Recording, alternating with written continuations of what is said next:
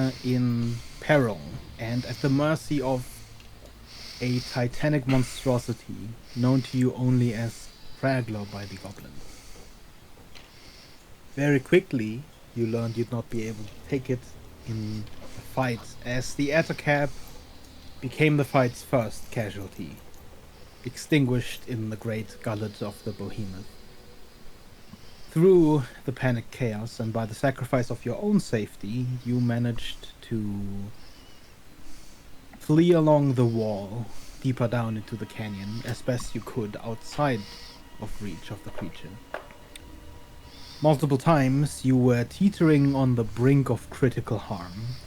One such time, just before we ended, you happened to be saved through, out of everything, another predator lured by your flight. As the ancient deep crow descended from above, shrieking its carrion call, the Kragler found a new prey, a prey that was much more tantalizing to consume. You now stand upon the cliffside. Of Tifi and Soleil there is no trace. Neither can you see the goblins, who you assume fled deeper down the canyon. But you don't have a lot of time to think and weigh your options, as the grotesque brawl of the monsters continues.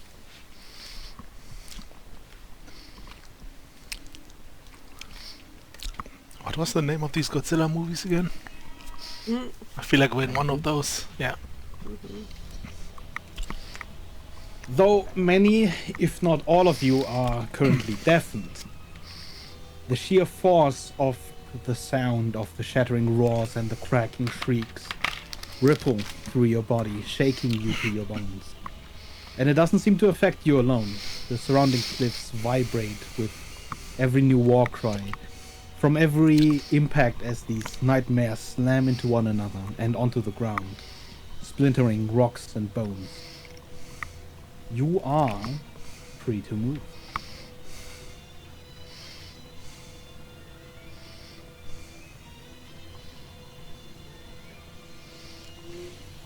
A deafened Ellen will look to Rhett and Huxley and like make gestures around them and like saying like, "Where's Soleil?"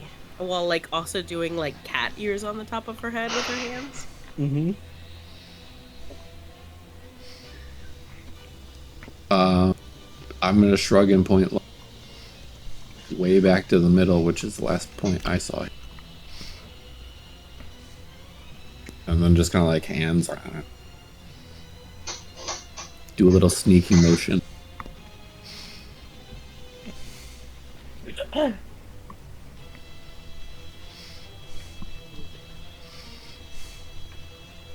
Yeah, Hugs just kind of shakes his head, not knowing.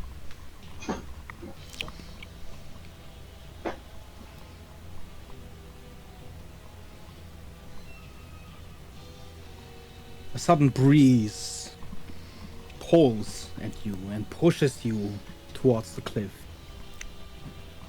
Dirt, stones, and leaves scatter everywhere as the crow, its neck in the Kragler's jaw, begins beating its wings wildly.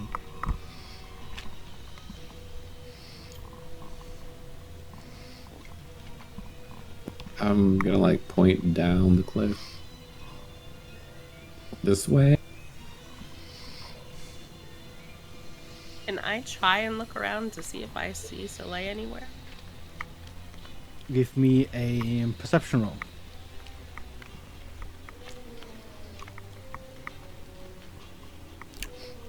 Good start. Natural 20, At first, making it it's a 21. hard to keep your eyes open against this force of wind, the dirt and the dust that's getting thrown around.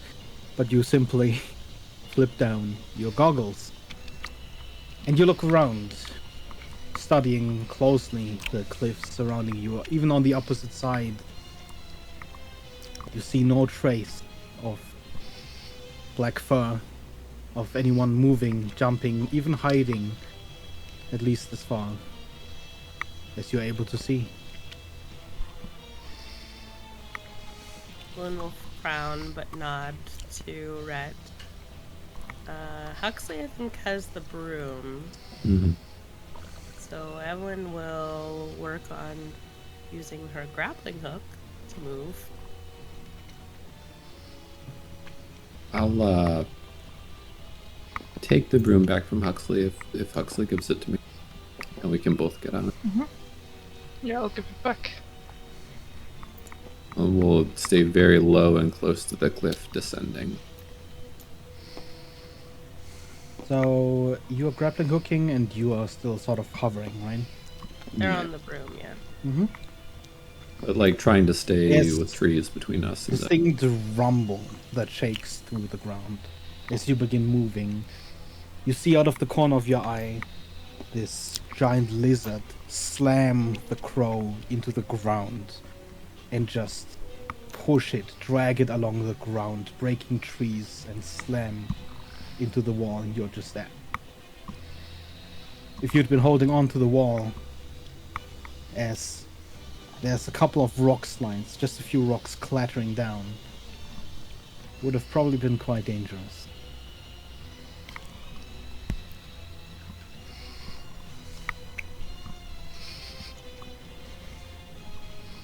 As we're hovering away, I'm just gonna cast message off into the distance. Okay. Slay! You get no response.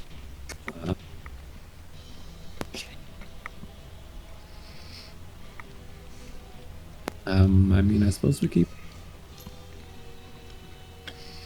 low. Can I? Okay, I know where the goblin tracks were, or I know where the goblins went by me. Mm-hmm. Can I like get very low to the ground and try to see if I pick up? Oh, I don't know, like a big warhammer being dragged along the ground. Give me a survival check.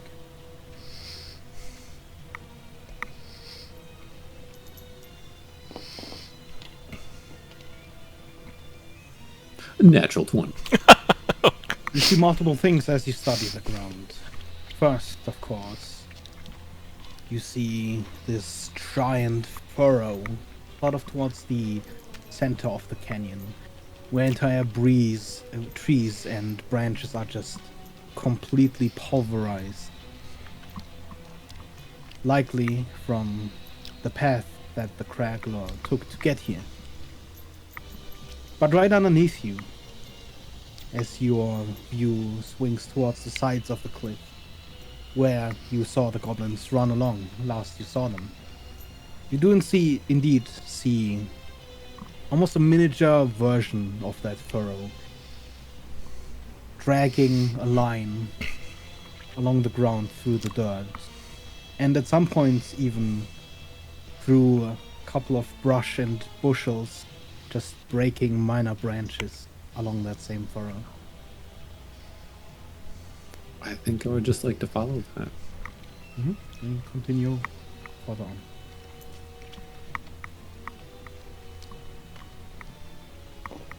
I'll try and grapple along the ground as much as I can. Mm-hmm.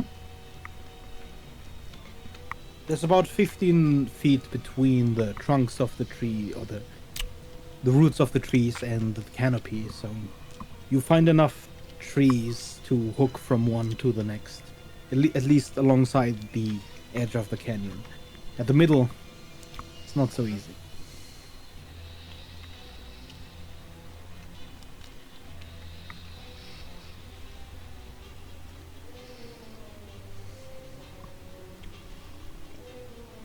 As you move away further and further, there is a sudden break in the noise of the fighting, when a loud crackle resounds through the area. A gurgling shriek comes to an abrupt end as the deep crow's death rattle is silenced. But only for a moment, other shrieks respond to the cry, Far up at the cave ceiling, you see shadows which you'd originally just assumed to be natural rip from the bases of stalactites and smaller crags. Far in the distance, still high up, it's almost like a whirlwind of shadows forms, circling above the canyon, slowly spiraling down.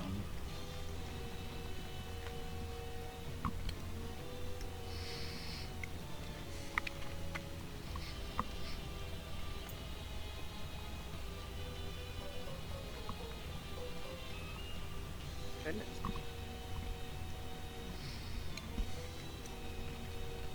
And I'm guessing you continue onwards. Yeah. Yeah. We're like, no. You don't want to fight them? No? What? You travel for several minutes. Well, it's less traveling as much as you just run through the canyon. Until the light of the noon rays that is currently passing through the canyons leaves you and you begin walking through the darkened forest again. Have I still been able to follow the goblin tracks? You do. You leave the awe-inspiring carnage behind you. The throes of rage still echoing well into the cave. Even as the grotesque figures leave your field of vision. You don't travel much further, a few 100 feet or so at most, before you hear something in the dark forest in front of you.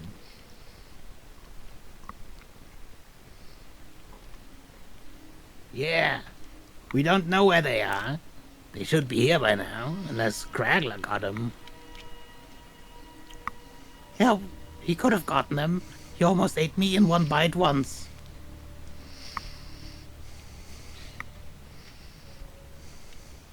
Orc and Big Blab are just beyond the next swath of trees at the end of the tracks you were following, talking to someone.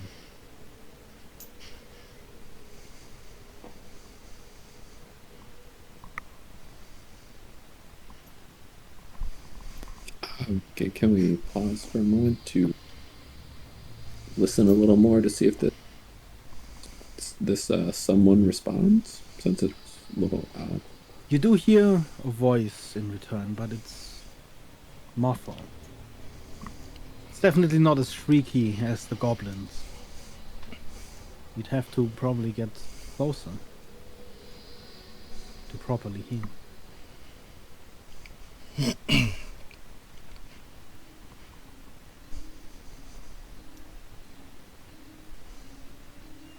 Alright, well, let me get off the broom. We all heard this, right, everybody? Yeah, they're not really trying to be quiet. How far away are they from us?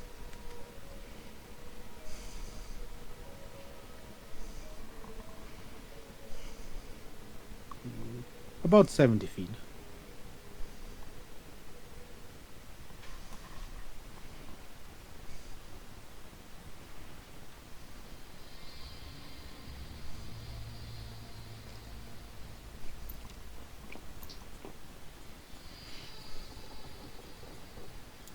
We haven't seen them do anything shady, correct?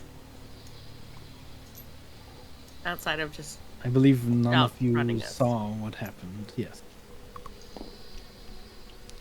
Yeah, I mean, they bailed, but I mean, it's not terrible. I'll keep my crossbow out. But I guess quietly approach. Are you Yeah. all stealthing? Yeah.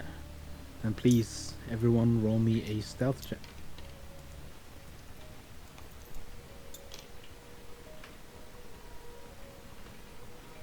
Oh, Red, why have you done this? Oh boy! Mine You is take a couple steps forward through the tree. Someone mine is a dirty stands 20. opposite them, leaning against a tree. Just then, Red stumbles, his foot getting caught on a particularly gnarled root. And with a slam, all of them turn towards you, including Alavan. Would you like to describe them? Yeah. Towering over the two goblins, it's a female furbog, over 7 feet high, wearing heavy armor, dressed in different kinds of plants and vines, covered. And yeah, she has greenish skin and reddish hair that is braided in long dreadlocks. And she's standing there, arms crossed, and now looking over to you guys. Ah, well, there they are. Hi there. A pleasure to meet you. We met before. What are you talking about? The other one. Right. So, wait, you were headed through the canyon? Where that huge fucker is eating things?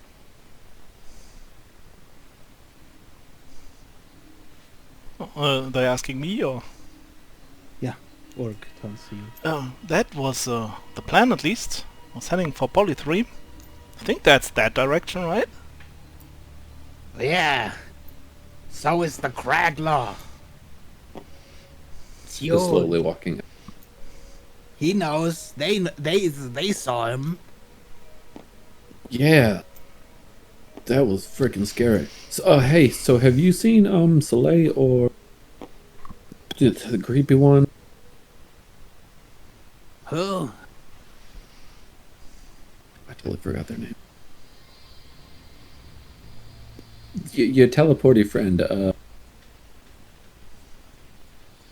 did I forget this? Polythreme. Oh yeah, there was someone else. Tiffy, right? Yeah, Tiffy. Yeah. No. Haven't seen him. But if they're probably fine then. Well, yeah, they're the sneakiest ones, but I Yeah. figured they would have caught up by now, but I haven't seen them. Oh. We pretty much just stopped running 5 minutes ago. Yes. Beggar, can I do an insight check on the fact that he's acting initially as if he didn't know who Tiffy was? Roll me an insight check.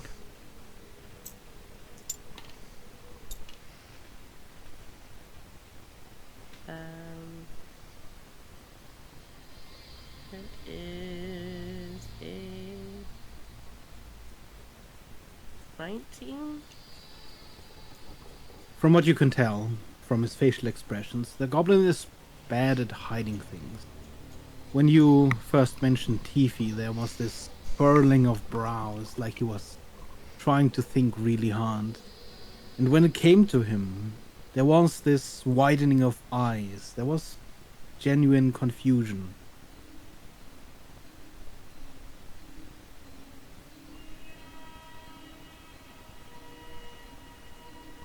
Alright.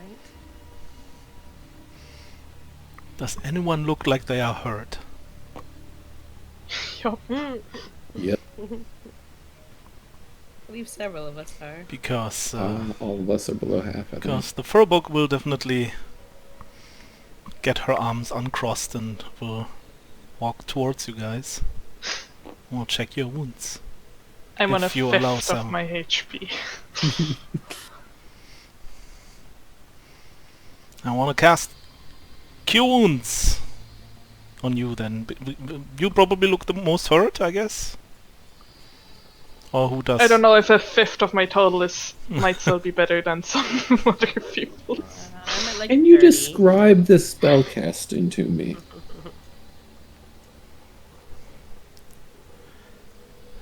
Like what is it? What does your cure woundsing look like? Yeah, she looks like she uses her left arm, reaches out for Huxley, and her right hand grabs a weird-looking amulet that hangs around her neck. Looks almost like some kind of small vial that is hanging there. And as she grabs it, for a moment there is a dark glow to be seen, and then Counterspell. okay, nothing Well, happens. hold on there. Whoa. Oh, You seem alright, but you're just walking up to people casting dark spells and whatnot. I'm a healer. Uh, It's not the Wow. spell that is dark. What's with the hostility? well, I mean, I My don't. nose. I fell over. She did. Well, I mean, yes, she did, but it also didn't hurt, really. Because, yeah, things don't hurt me.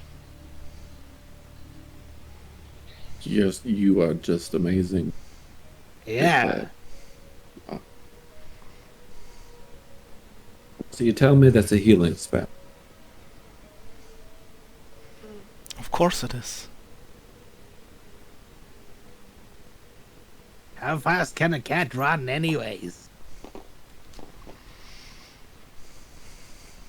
Sorry. How That's fast just an can a insect cat check. run, anyways? We didn't see anyone go past us. No, you are the Leafy first makes ones I sense, see.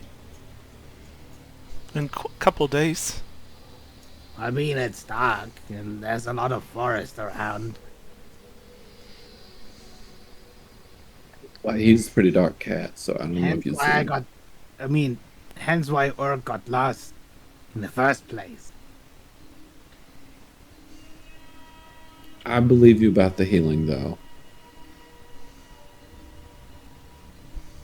Sorry for the suspicion. It's just, there's a lot of dangerous stuff down here we come across, and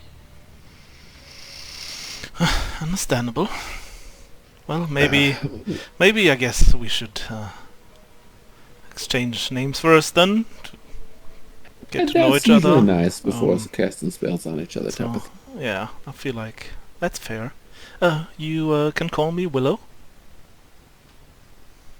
It's a rat. I'm a Hax.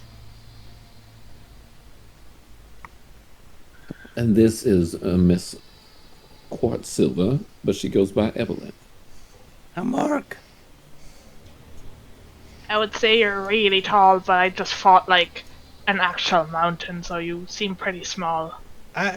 I'm Urk. Hello, Orc. And who are you? And she looks That's at Big Blab. It's Big Bleb. Big Bleb. Because of my big bleb. She laughs. Well, you're quite the group, but and she points over to the rumbling mountains fighting each other. Maybe we should keep the talking for later and get out of here. Yeah. If you want to, that's just an offer. I can heal you on the way, but let's get moving, I guess. I'll take the offer. Right, but we haven't found Soleil yet. No. I mean, honestly, he's gonna be better at finding us than us at finding him.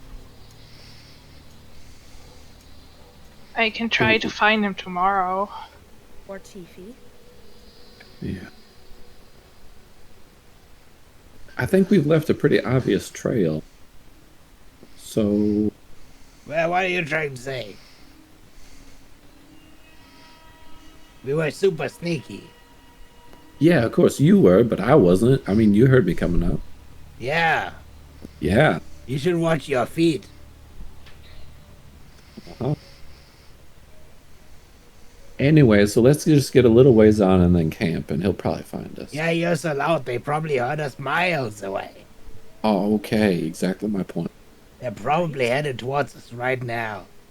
Great.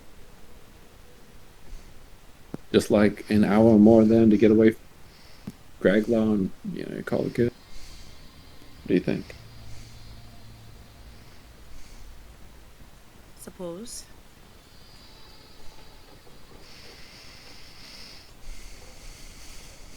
I can always... Walking. Yeah. You spend a few minutes. I would like to walking. cast in the meantime a Yeah. spell on Huxley.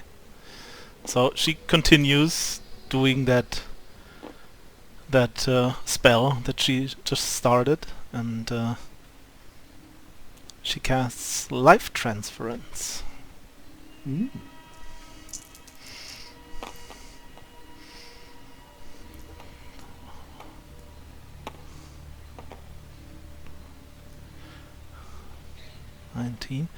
Okay. You heal for 38 hit Ooh, points. thanks. But at the same time you can see that the amulet seems to kind of drain the strength of Willow. She becomes pale, and you can see her breathing much quicker now, more heavily. I feel so much better now. But you look a bit weaker. It's fine. Just a couple side effects. It's fine. Not your normal type of healing. Well, what's normal these days anyway, right? She tries to smile. Yeah. But you can see that there is pain in her face.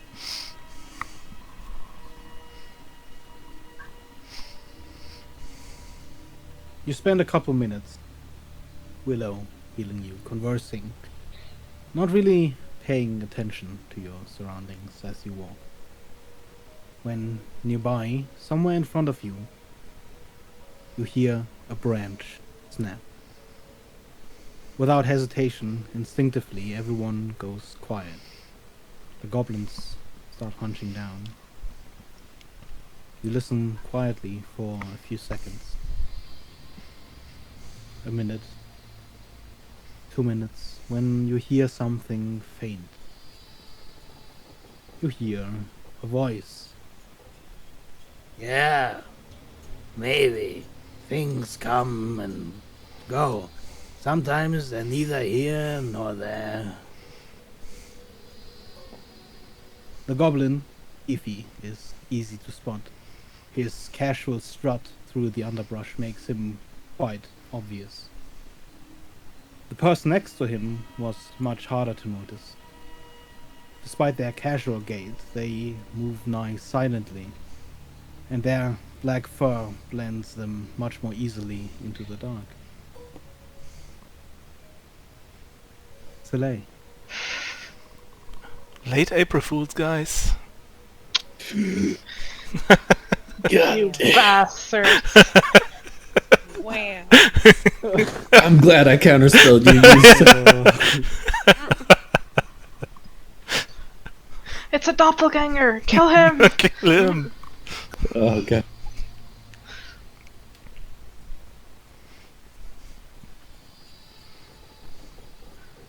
Ah, There they are. Ify. Ah, I told you we'd find them soon. I think. Slay. Shalay, we found a new party member. Here, talk to her. Okay, I know you hate me now. Salate seems quite absent-minded. He's a little bit...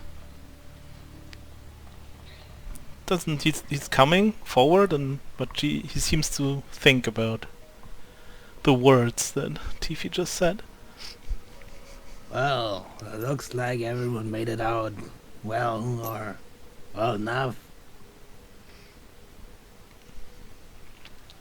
Yeah, I guess so. You were concerned where you were, Soleil. Yeah. I didn't see it go past. Looks like you look a lot worse than an Oregon Big Blem. Yeah, we're quite sneaky.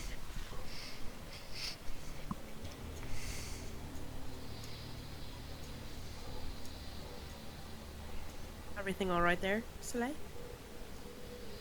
For the first time, he finally looks up now and towards you guys, and you can visibly see that he's shaking off like his thoughts. And yeah, everything's fine. Are you guys all right? You already leave something behind, or what? No. It's just thinking. Well, we can talk while we walk, I think. We are going to work on setting up camp a bit away from here. Yeah. Bit more of a bit away, I should say. Yeah, I saw sounds those good. things come down. Nasty business. Well, I saw him up there, and I figured it was only a way to maybe distract the big thing. Yeah, that's pretty smart, actually. I never thought of that.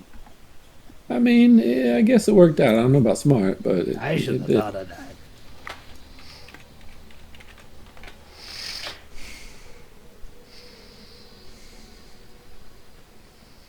As you continue to march through the cave, it begins changing. Very slowly at first, but more and more noticeably as the end of the day draws close. The air grows steadily warmer and more humid. Where at the beginning of your journey, the constant wandering offered you welcome heat in the cold, it now makes you uncomfortably warm in your tightly wrapped clothing. The plants surrounding you share none of the same suffering. They thrive. Moss grows in large, abundant bushels. The trees, previously gnarled and short, begin to grow thick trunks to heights you might even see on the surface. Yet, despite the growth, the forest here seems more silent, more empty somehow.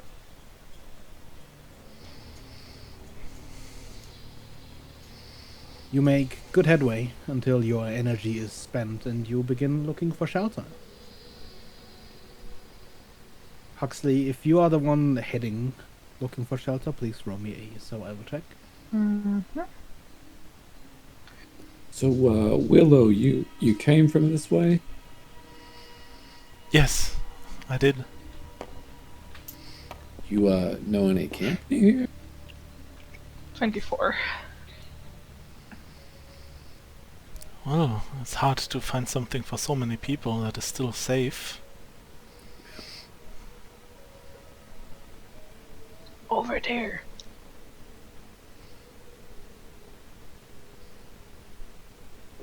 Fortunately, we have a guide. I wish I had one.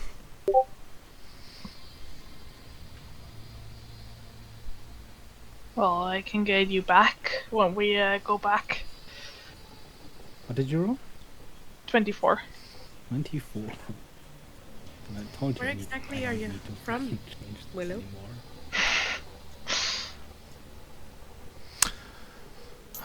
I'm from a pretty small village to the northeast of the continent.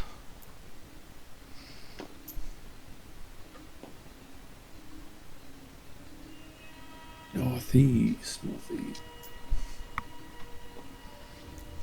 I thought there was mostly blight up there at this point. At this point, yeah. Oh. I suppose that's why you head south. Well, it's a little bit more complicated than that, but partly, yes. What brings you to travel down here? There's not many people that do. What do you mean? You all travel down here. I They mean, travel down here. it seems just like outside, just with the roof over it. Don't see something too much different.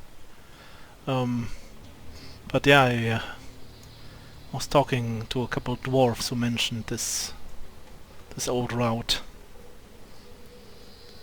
Oh, did you come in like through the dwarf city up north? Yeah, I mean, I haven't been into the city. I basically just passed it, but I met a couple nice people outside that helped me along the way.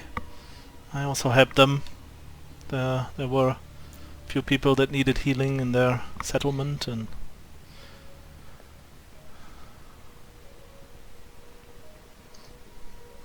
You said you're heading to Polythreme. yeah. I'm looking. Maybe you guys know someone. I'm looking for experienced wizards, sorcerers, that kind. Would be great if they were like specialized or would know a lot about curses. Big Blip knows a lot about curses. He curses all the time.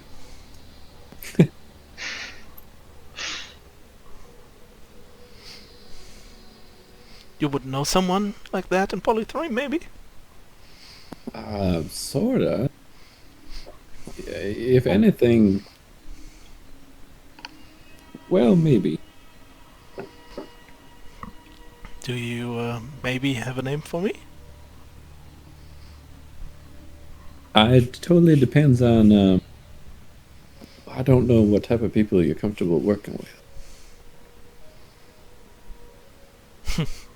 At this point, I almost take everything I can get. Probably depends a bit about the curse as well.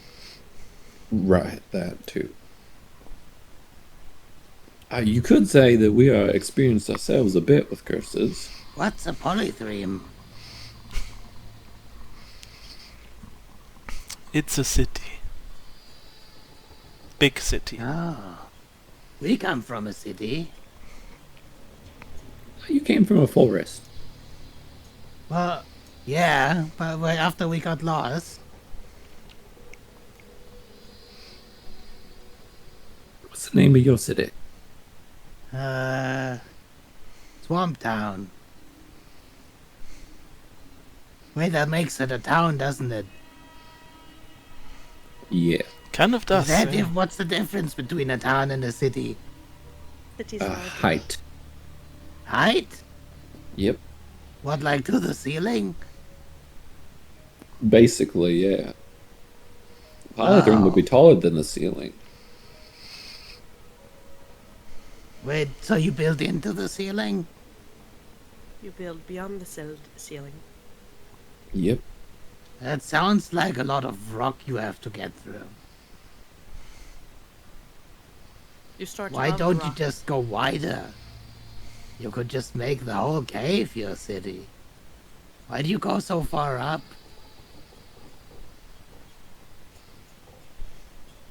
Oh, it's tall people things. We do silly things. Anyway. Willow looks a little bit confused. Do you guys don't have the blight down here?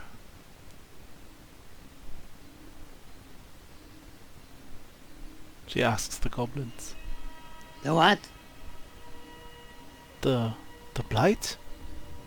The what? Like a big black living ooze that eats things. It's here too. Yeah, Huxley said it was. Yeah. Seen some of it. Up north. Pretty far away.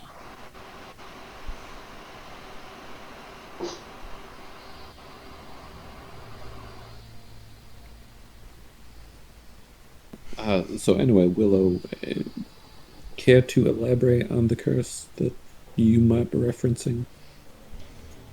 If you let us know more, we can kind of point you more accurately in a direction.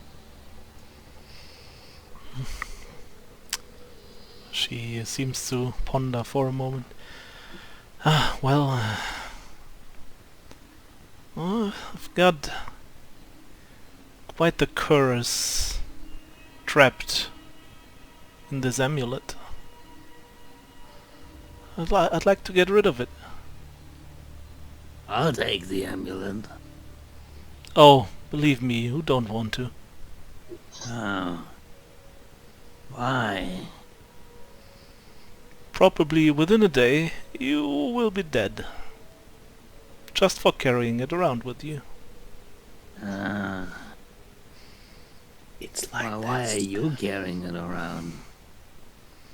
You're not dead. Sometimes I'm surprised myself, yeah. Seems like something or someone has decided I'm supposed to live a little bit longer.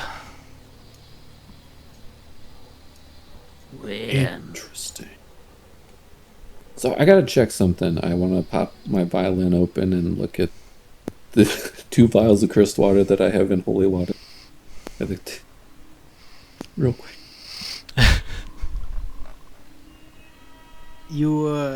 So you had 3 blackened vials, I think, right? Mhm. I had 2. Evelyn had the 1. Still. Yeah, there's one And- that's not in the holy water. Right. And that one, that's not in the holy water, is in the bag of holding, right? I don't think so. I think it's like on an outside pocket. Oh. I'm trying to remember. Hold on. Let me look at my notes. One of them was in like. I don't think we wanted to put it in the bag of No. holding. So where exactly did you have the 2 vials in the holy water? I had put them like inside my magical fiddle. That's right. Yep. How does that work? Well, you kind of loosen the strings. Okay, sorry, not the fiddle. The magical lute. Is it? No. Yeah, Is it's it like a lute. like, does it function like a bag of holding, or is it just? Just sitting No, I in just put it in the hole and it sits there. I see. I know it doesn't make sense, just let Um, things see it. So you pull your fiddle off your back and you take a look, and well, the water is bubbling heavily, Oh shit!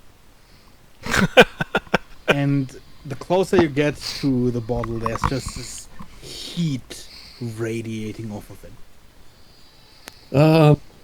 I mean, I think it worked, but also, look at this. Interesting. I'm just gonna set this on the ground.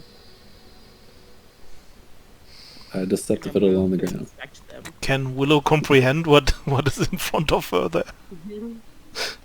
We have vialed curses as well. You just remind me. You immediately feel like this increasing heat as he places it on the ground. Just radiating off of the bottle, where you can see this larger bottle containing 2 blackened vials that are moving around in the just boiling water. Instinctively grabbing the amulet around her neck, just to feel if that is showing any kind of reaction.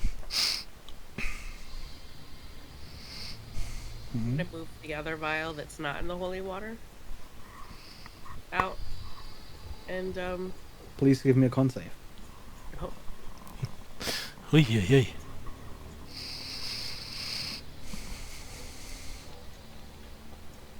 Stand back. We're what you would call cursed professionals.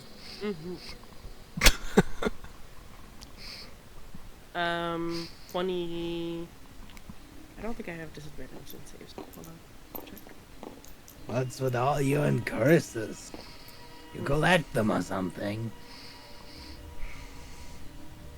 accidentally, but also not. 23. It's a yeah, it's a thing. You notice just before you grab the vial as you reach towards the pocket. You see the pocket is similarly stained dark as previously the back-facing portion of your backpack was. And you feel the heat radiating from it. It's gotten a lot hotter.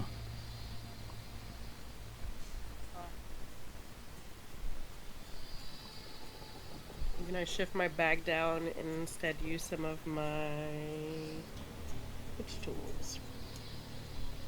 Tinkering tools to carefully try and move the vial out. Just throw it down the cliff and leave it there. Why are you still carrying that around? It was sort of alive, so it might be coming back to alive, which would be very bad. Well, then make it unalive. I wish I knew how.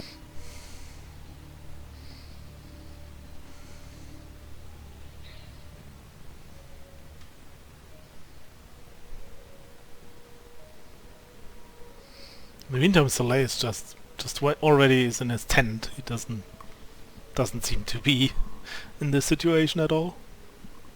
I need to give you If something. I try and move the vial out of the bag with tools instead of bare hands, can I see if the liquid is spilling from it, or From the vial? or is Well, it just like you- burning the bag from the heat? It's so far it seems to just be the incredible heat. As you move the vial around, its contents do not seem to have diminished at all in terms of its volume. And you don't see any drips, any cracks. So the stain is presumably more from the heat. Mm-hmm.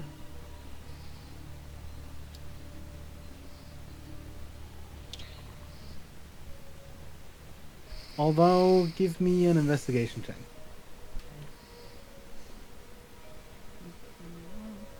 You touch the stain on your backpack. Probably yes. If I don't see any, it's a natural one. Oddly enough, it doesn't feel like it was blackened purely by burning. It hasn't begun to crackle and break or dry out yet. It's hot to the touch. That doesn't quite seem the same as just simply heat. Not really sure what to make of it.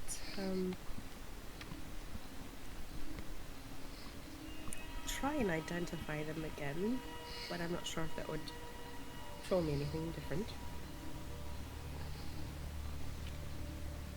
Well, they don't seem to like the holy water, which I feel like is a good thing. Right, but I'm not sure how long it'll last. Right. Is there a point where holy water, and she's using quotes, like with her fingers, like holy water stops working? I have no idea. Juice. Do you understand what they're talking about? I think one of them is saying that curses don't like water. Have you ever spoken a curse underwater, Big Blip? If you speak a curse underwater, all that comes out is bubbles. Like, There are lots of bubbles in the jar, aren't there? snake fucker. You see, there's no bubbles, but I'm not in the water.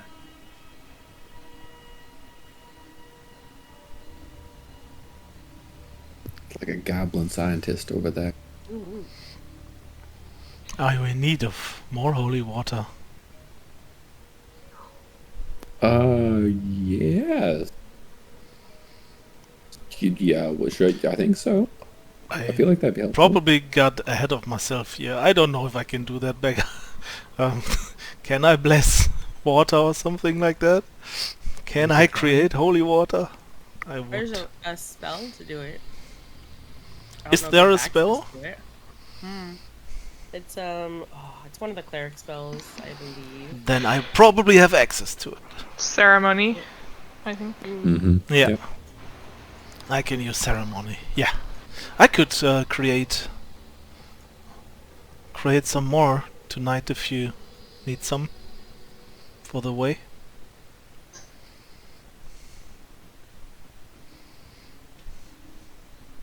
It would certainly come in handy.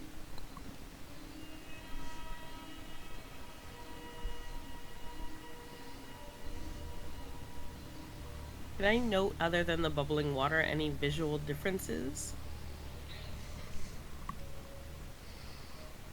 Between The vial that's not in the holy water and the vials that are in the holy water? Without touching the vials that are in the holy water? visually, no. Okay.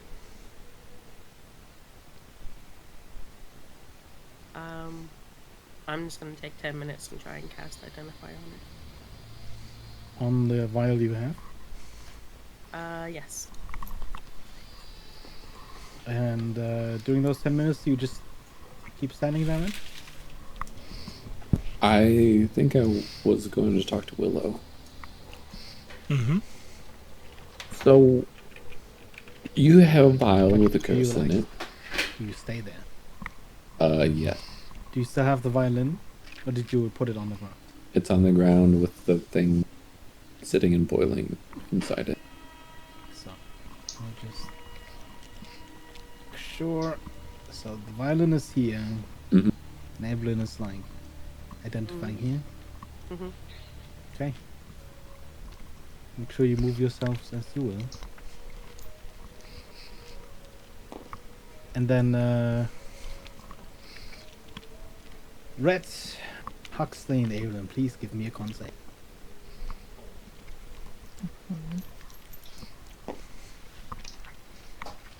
Natural 20. I feel like everything is just natural 20 or natural 1 today. Oh, I go 15. extremes, man. DC is 18. Oh my god. 15. Willow comes closer again. It's not like a burst, but you feel worse from the heat radiating off of these wires. As everyone except Evelyn takes 14 points of necrotic damage over the couple of minutes that you're there just identifying. Yeah, Willow was just outside and just came closer during the procedure, I guess. Oh, that is very unpleasant. Can I help?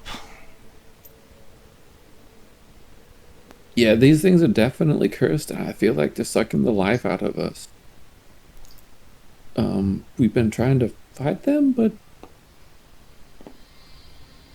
I don't really know how. We didn't realize until we were down here that was happening.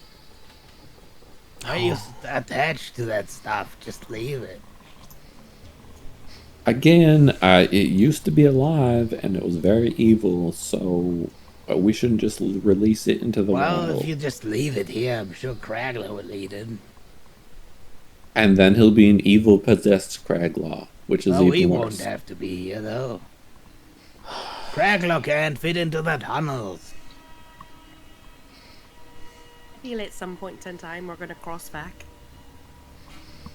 Yes.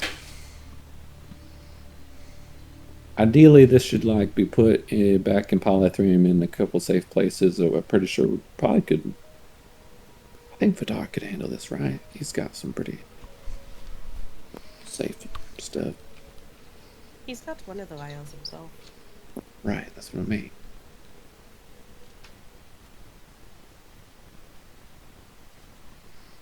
I mean, we could probably handle it ourselves if we were back in the city, but we don't have those resources here.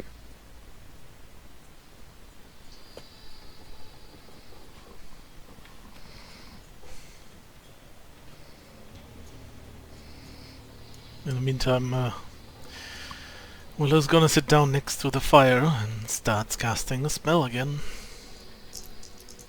Prayer of healing on everyone. To heal 17 damage to every single creature. Up to 6 creatures, so... Guess everyone who was hurt. 10 minutes, right? Yeah, 10 minutes. I think I finished my identify. What is the vial of holy water closed with? At the top. You tell me. I don't know. I thought it was We more got of it a from the jar. So it's probably still in the container that Yeah. it was in. I'm imagining like a clay or mason jar type container. I don't know if that's accurate though. It'll probably be glass.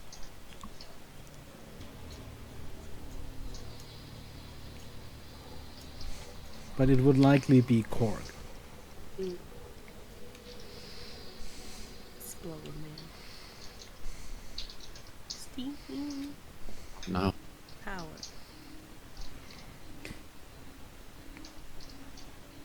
From the opening of the glass, you do notice then after a while there's just this thin stream of steam beginning to escape.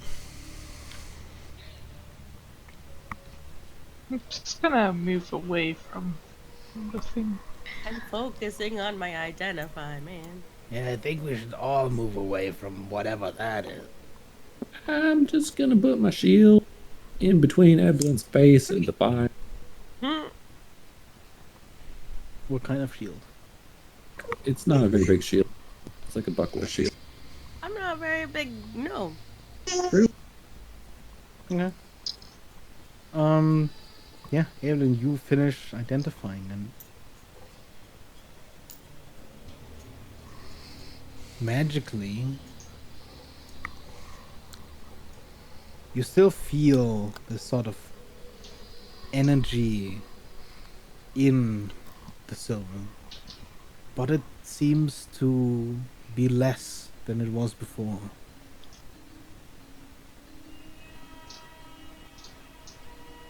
Other than that, magically you find nothing. Right. Nothing really new.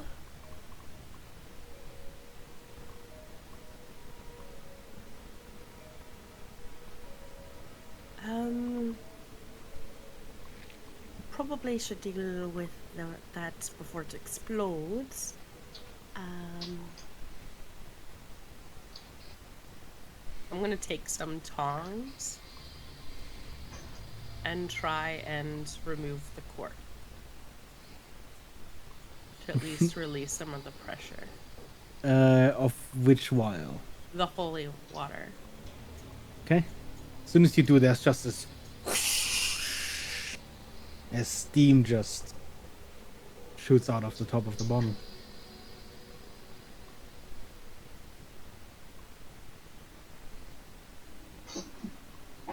Right, so I'd love to keep these to be able to continue to work out exactly what's happening here. But I'm concerned that we don't really have a viable method of transporting them. Right. I also don't know how to get rid of them, though.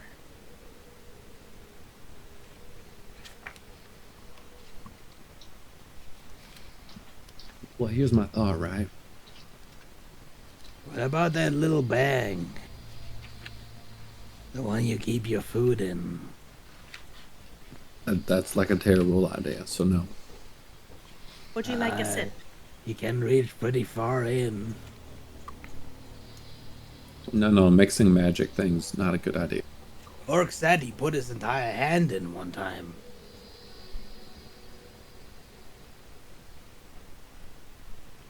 Anyway, aside, Deb. So, I mean, Willow Sound seems It's generally straightforward. I don't know. If she can make holy water, she could probably like take these back semi-safely. In exchange could- for us, you know. What was that, Hooks? I could melt them into stone. Like, put them in a stone, in a rock. Mm-hmm. The rock might just get really hot. Either you need a method of constantly cooling them, or we need a method of stopping them from heating up.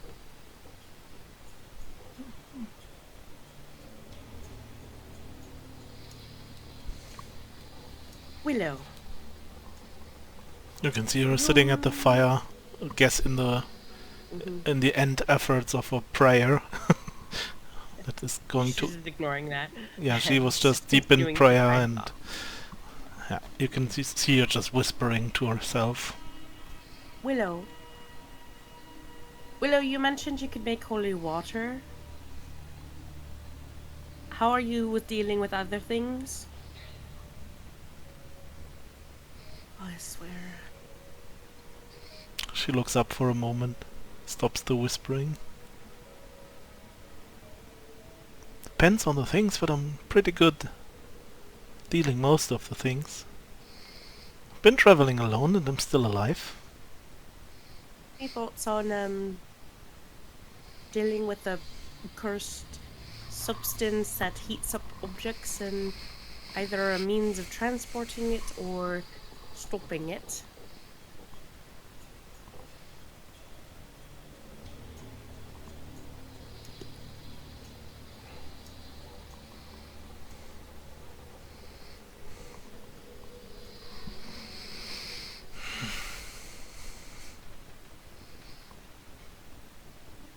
She thinks long and hard, as if someone doesn't know all the spells she can do. Mm. And What do you mean? You only have like an entire like yeah, potential spell list that you have to give choose me from a daily. quick, what is your spellcasting modifier? for Willow, Is it wisdom? wisdom, yeah, Give me a quick wisdom check. just straight wisdom. Mm-hmm.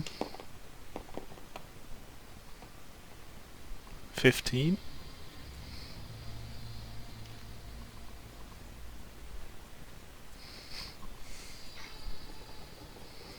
Even though you've dealt with curses, there's definitely a level of curses you haven't dealt with. However, what you get from the vial, the feeling you get, to you at least, it doesn't seem like a curse.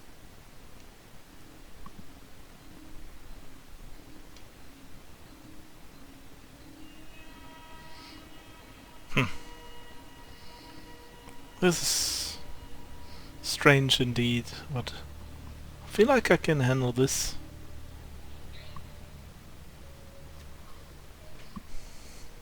Are you sure it's a curse? Not really. It's blood from a being that was destroyed, and it's been acting off ever since.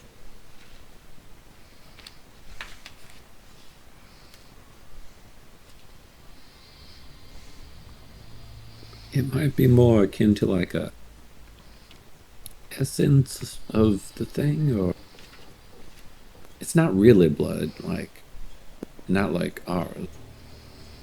Do you It used to be silver in color. need me to take it somewhere to Polythreme?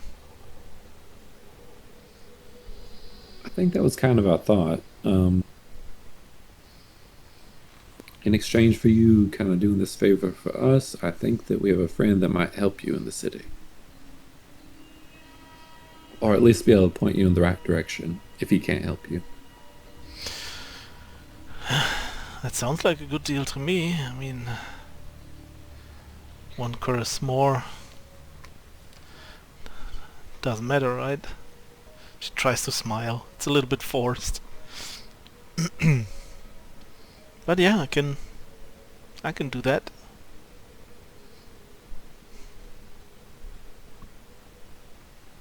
Well, Well, all then there's right. these 3 vials.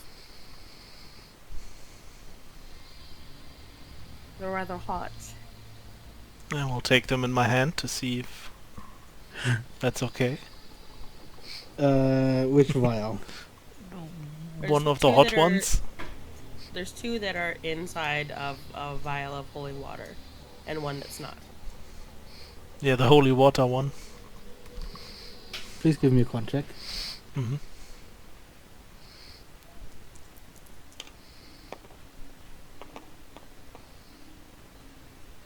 Straight con. Mm-hmm. 17.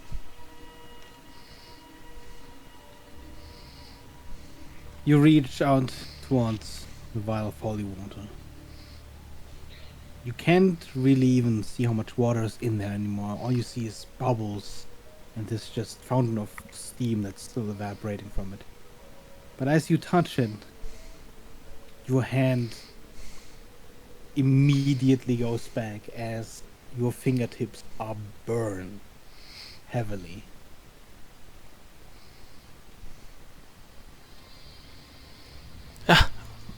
Guess shouldn't touch them with my bare hands. Lesson learned. You take 8 points of fire damage and 11 points of necrotic damage. Mm-hmm.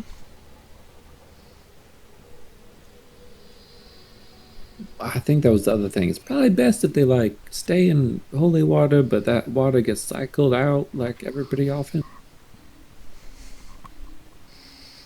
It's just my guess, but that would work, right? Yeah. Edgar, is there any chance this is acting more like a chemical substance than magic?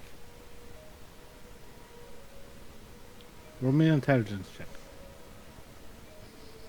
My brain doesn't work well right now, beggar. Works well enough. It's a 19. Seeing as you can't feel anything magically, and the fact, or just, well, assuming that the heating is happening without the vials being broken or otherwise reacting, it's either the substance itself, some sort of chemical reaction, possibly, or it's purely physical of a reaction.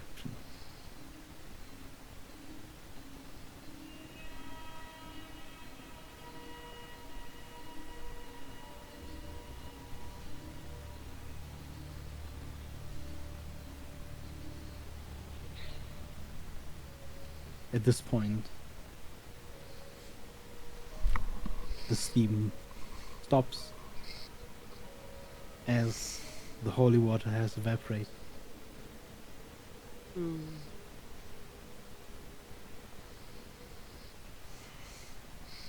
I guess I'm gonna go to work then. They're likely still hot. The one that wasn't in water is hot as well.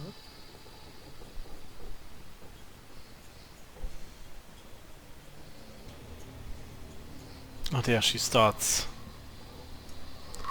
the ceremony spell, which takes an hour to do, so she just sits down and starts doing her things because she knows, like, on the next morning she wants to move. I was about to say during first light. There's not really light down here, right? But like in the morning she wants to get on her way to Polythreme as quickly as possible, so she starts preparing stuff like holy water. How long does that take? Ceremony? Ceremony is 1 hour casting time. Okay.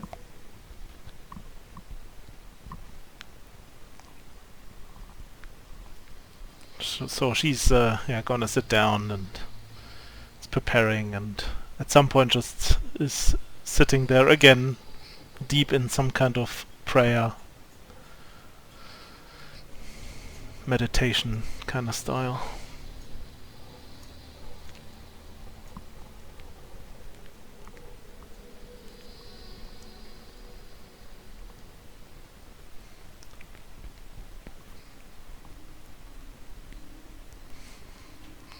In between she will ask questions like, so, do I finally get a name? Where I have to go?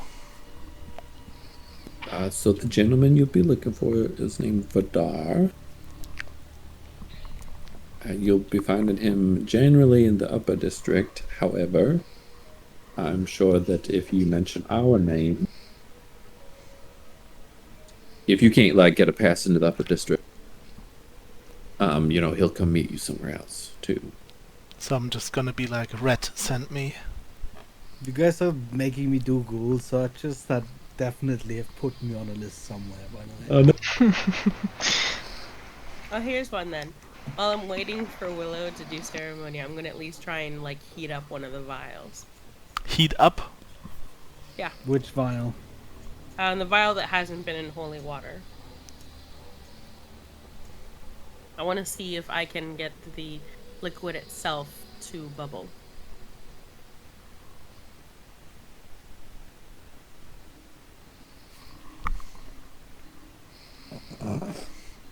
This is like some type That guy's of just liquid lithium. multi-googling right now.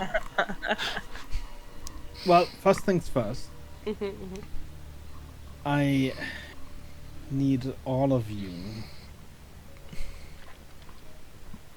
to make can we back me a con check. Even if I crawl into Shelley's tent. A check or a save? At this point, yes. Oh no. Oh no. That's a fact. Oh no. 18 I was the failed. DC, right?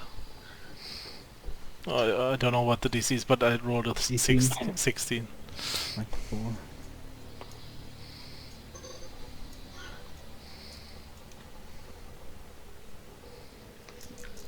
Or 19.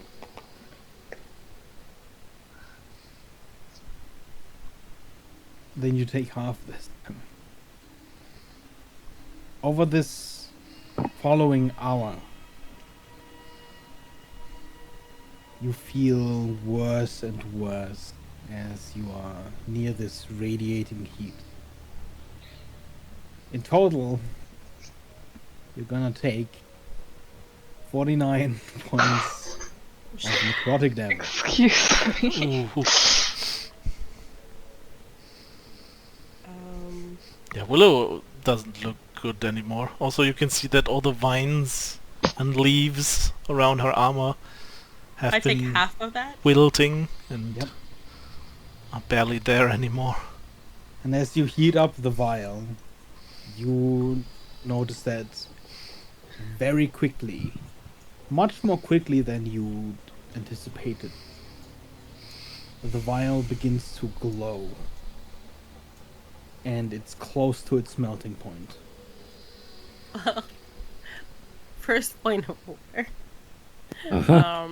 Depending on when that damage is dealt, I probably would have given up on the heating it relatively Well, quickly. the heating would have probably been relatively fast, but since Okay. it takes an hour for the blessed water For more holy water. until the end of that hour, you're gonna take very gradually these 49 points of damage, which is basically like every minute or so you get 1 point of damage. So it's very slow, very gradual. Um,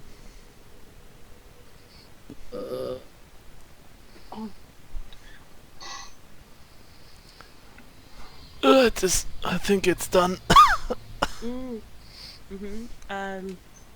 Literally not a minute too soon. oh gosh. Right, probably need to take care of this right now.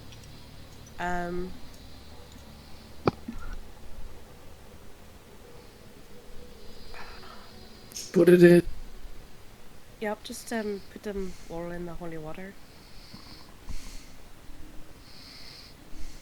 Yeah. How? Let's use some rocks or something instead of touching it. Wedging it between like two rocks and then slowly carrying it over to the holy water. It's just gonna heat up again. I mean, at least initially, we could try and using like I have like smith's tools and stuff like that. So I imagine, I have like tongs or something that I can try and drop them into the holy water with. So you, with a tongue, you grab a vial and you drop it into the holy water? After casting arcane ablation on myself. Yes. As soon as the tip of the vial touches the water, there's this as steam already begins to form, and as you let go, you hear this as the vial begins to crack and shatter. This superheated glass that you drop into relatively cold water. And the liquid spills out.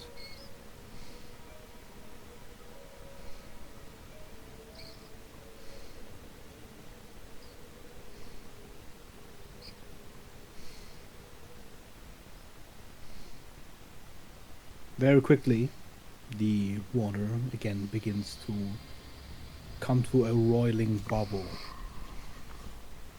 and begins releasing steam.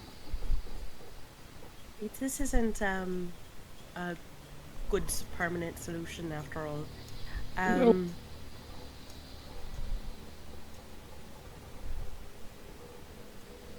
Either we throw them in the bag, or we get rid of them.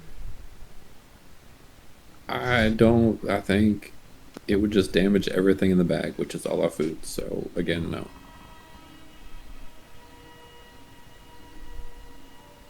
All right. I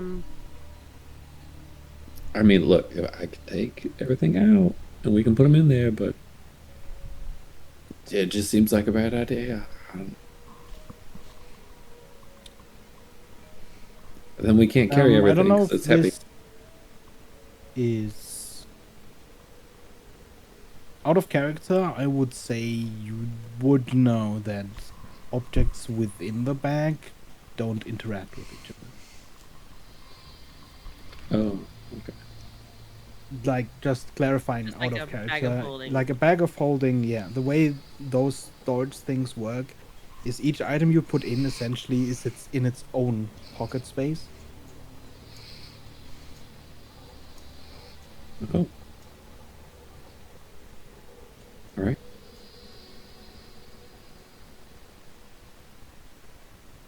Would Evelyn be aware that that's how it would work?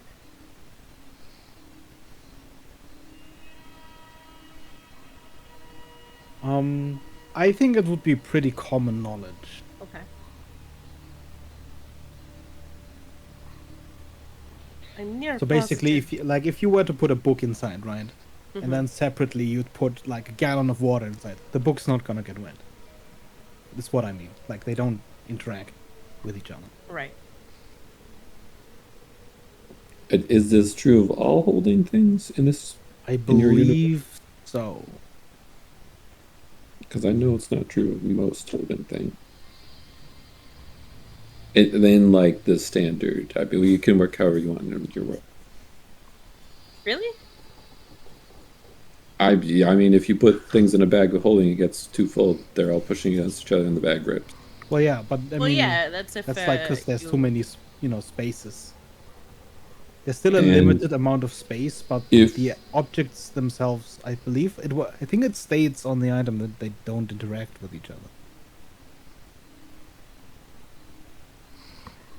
And I know, like, entire parties of mine have gone into portable holes and been fine and talked to each other and then came back out. Portable holes is a little bit different though.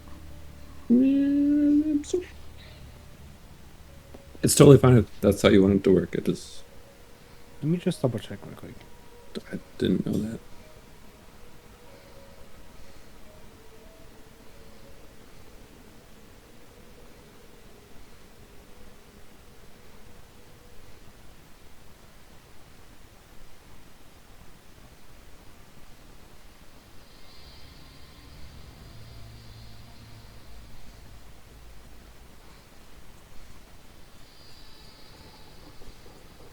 All of these questions are if I put a bag of holding within a bag of... It's not what I'm asking.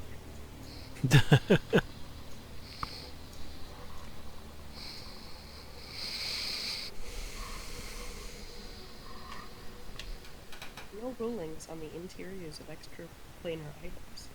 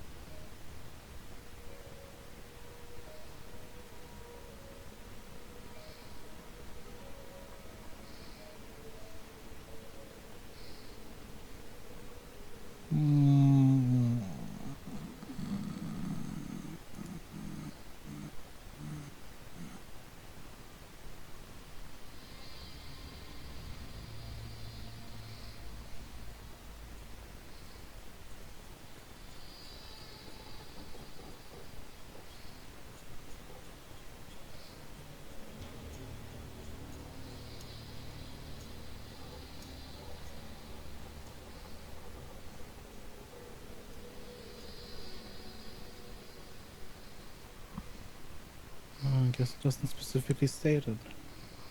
Let's take a quick 5 minutes because I gotta run to the bathroom anyways. And then I'll make a decision. Okay.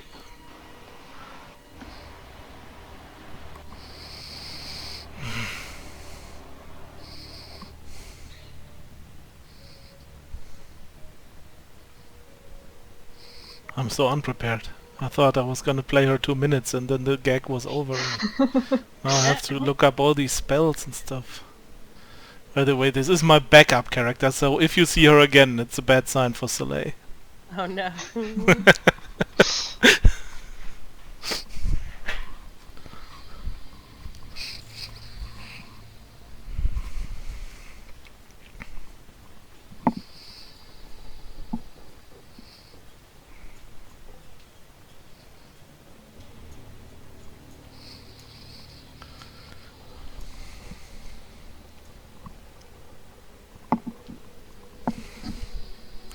What does Huxley do with Soleil in the tent, by the way?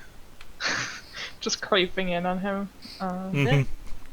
No, I just wanted to like ask him questions or Uh-oh. just check in how he's doing.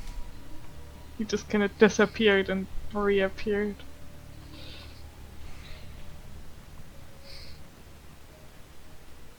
It's fine. It's gonna be fine.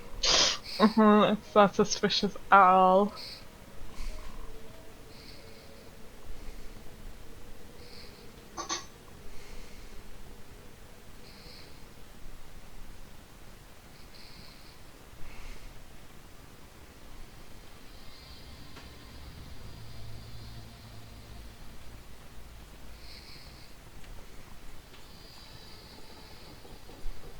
That guy's still gone, right? Good. Because I feel like, now that I'm looking through the fucking cleric spells, Willow can do create food and water and can just make 30 gallons of water and 45 pounds of food just snapping her finger, basically. Yeah. I think Clerics are strong. The food spoils after 24 hours, but the water is... Actually makes cursed food and water. Yeah. And as far as I know, Willow doesn't. what level is Creep Food and Water? 3rd level. Third level. Oh no, I can only create water. But you've got like good berry, right? Yeah, I can make good Yeah. berries. In your case, though, bad berry. They're perfectly fine berries. Uh-huh.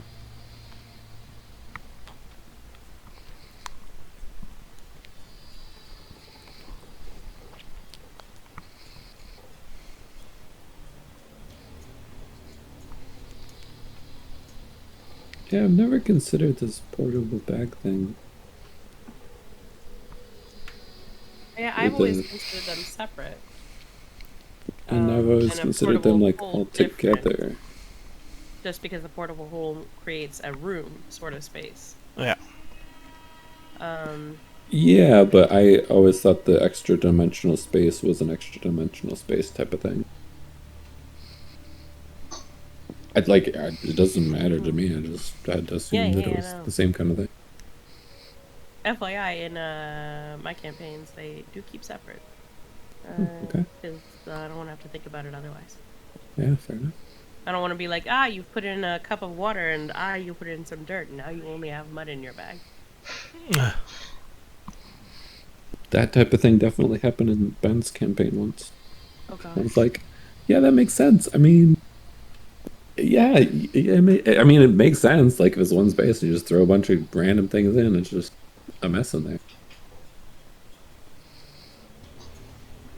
I always assumed they just kind of floated next to each other in this like empty space. Like they can still touch each other, but they don't mix. Yeah, right. There's not like gravity. Yeah. I always imagine like little bubbles around each thing. Oh yeah, that also makes sense.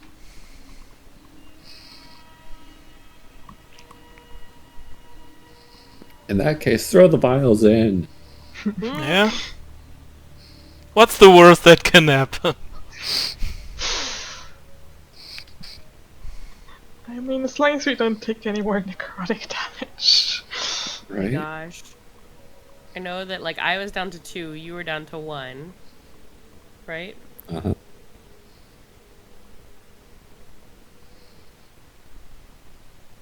They're seriously gonna get yeeted to Greglaw and just let him eat them at this point. Just what? Okay, I'm back and I have come to a decision, reading up on a lot of stuff. So, within the bag of holding, items do not interact with each other. However, the details of how the space within the bag of holding works is unknown.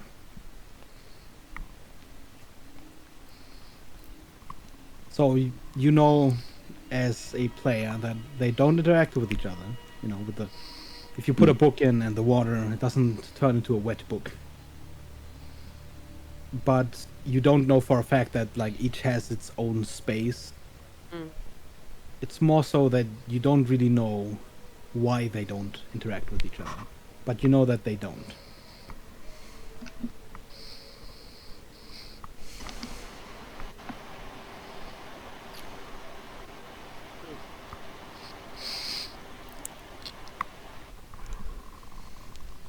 If we say we know that they don't interact with each other, like at all.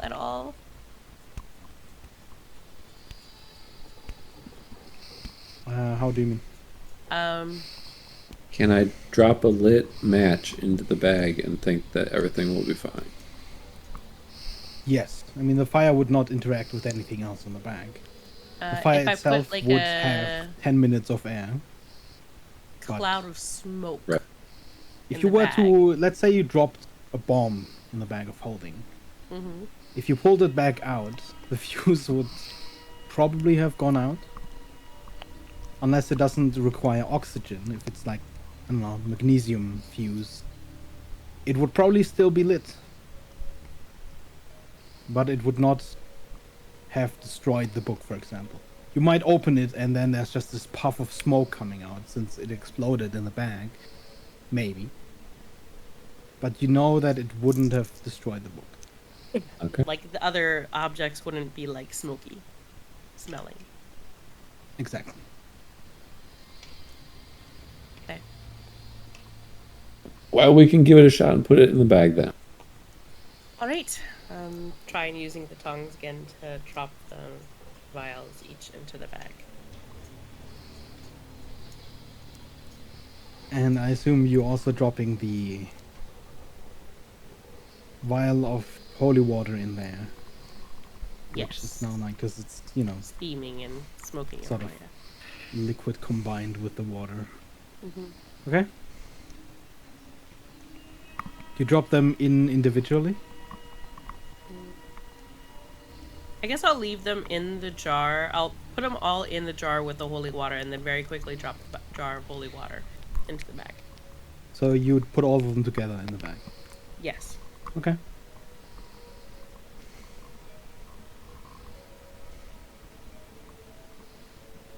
Man, I sure hope I don't reach in here one day and accidentally think about this, and then it.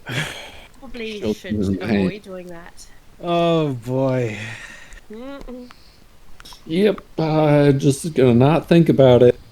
Okay, yeah. But I mean, we already found the immediately weapon as how the to kill vials the are end gone, boss. the heat begins to dissipate. Oh, well, you're giving us all radiation poison. Yeah. Wow. What is uranium? I don't know what that is. Right. I feel terrible. We could all do with a good night's rest. And Willow will let you know who to go seek after in the morning. No, we told you, Vidar. Should I still go? I mean, I don't really have anything to give to him, or shall I take the bag with me? Well, you could speak to him. You can mention you met us in the mines and that we... He likes favors. If you offer to do him a favor, I'm sure you can work something out. Okay. She looks like super pale now. Mm-hmm. But you know, a good night's rest might do all of us some good. Yep, remember your earplugs. I'm sure the crows are gonna be out. Yes.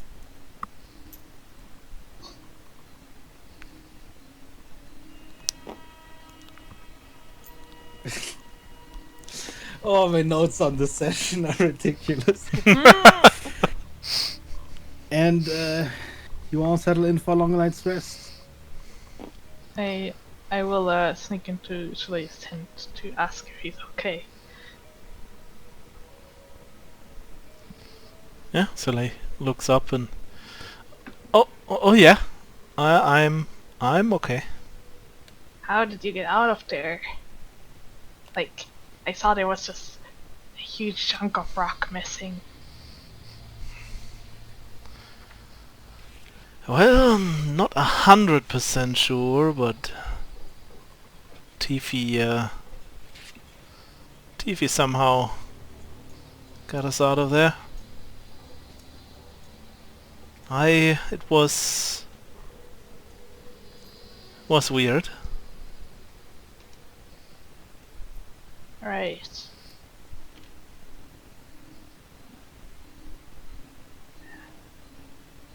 Like he grabbed you? No, he actually kicked me. Oh, that doesn't seem very helpful. But I had quite a good reaction time on that one. Metro 20. And that just made the whole experience worse.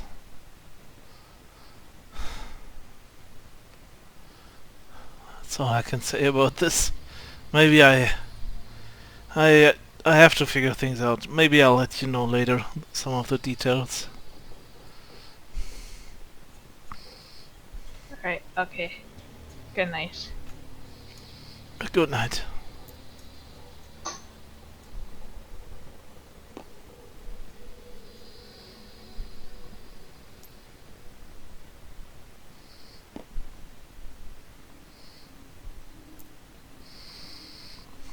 For once, you have a restful night.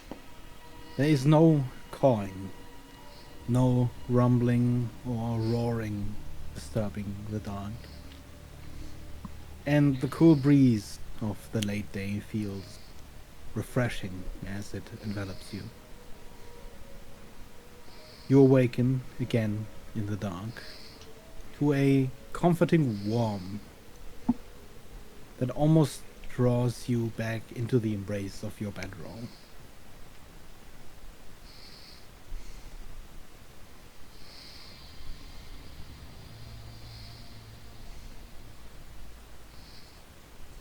You get a full night's rest. Yes.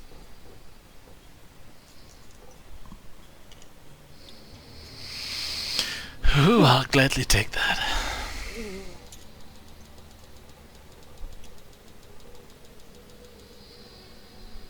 Needed that.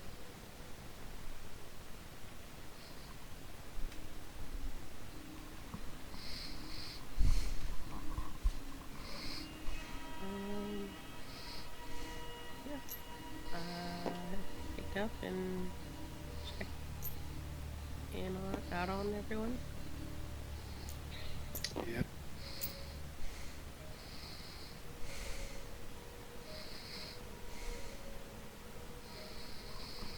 I mean, Great. How did everyone sleep? Great. it was great, says Willow, and as you look at her, the vines, the leaves that had withered the day before are in full bloom and green again. It's not vines that you can find down here, so she hasn't like found new ones. It's odd. But she looks so much better than the evening. Feel like I'm gonna need it though. The way Yeah, ahead you seems to guys- be quite something from what you guys told me. Alright, try and stay quiet. And don't get too high unless you need a escape route, potentially. I think we could probably draw you a map. It would be a great map, but Oh, I Rough would idea of appreciate a where to map. go. Soleil's the best artist. Hmm? Hey, Soleil, Yeah?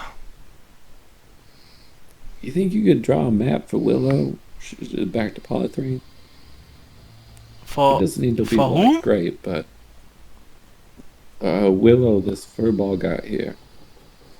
Oh yeah. Sorry, I just saw her. Yeah. I can make a quick sketch. Sure. Appreciate it. And as best as he can, he's gonna draw some kind of map in a quick time.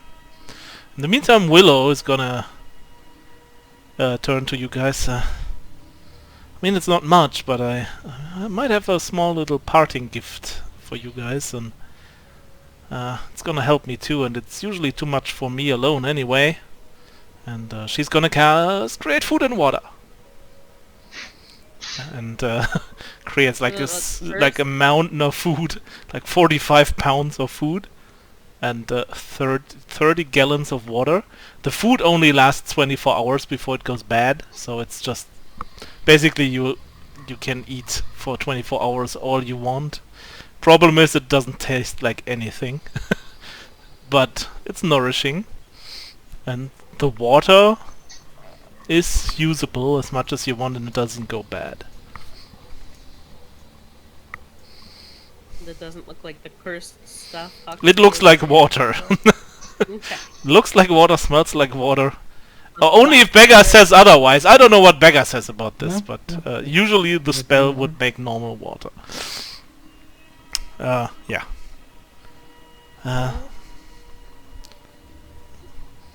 And she just takes like the part she's gonna need for this day, and so I guess it's time. Maybe I'll see you again at some point.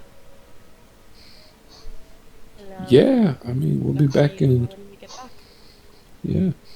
I mean, I don't even know what you guys are up to, but it feels like it's not better not talking about it. I mean, there's just this one night I spent with you guys. I've already learned more than I actually wanted to know, so I feel like it's better not getting involved in these things. But thank you anyway. I'm looking forward to seeing you again, and good luck with whatever that was. And she definitely means like the vials and the blood in there, and like. Oh, don't worry. You'll meet him once you get into Polythreme. Yeah, there's one moment where her like smile slips away a bit, and like. But don't worry. Vidar will take good care of you. I'm sure. I mean, it sounds like a great guy from what you have said, so it's gonna be fine. He's great. Cool. So I'll see you then. All right.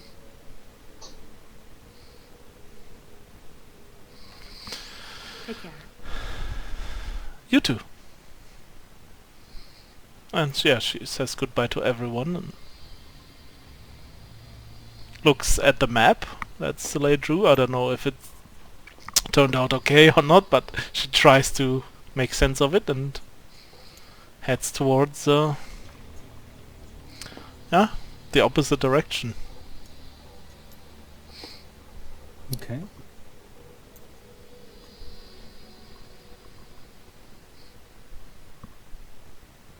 Now, which way do you guys head? Slay. Yeah. Huxley, where do we go? Huh? Let me check my map. I think just further off. Yeah. Only really one direction we can go to, anyways. So More to the left or more to the right? more to the left.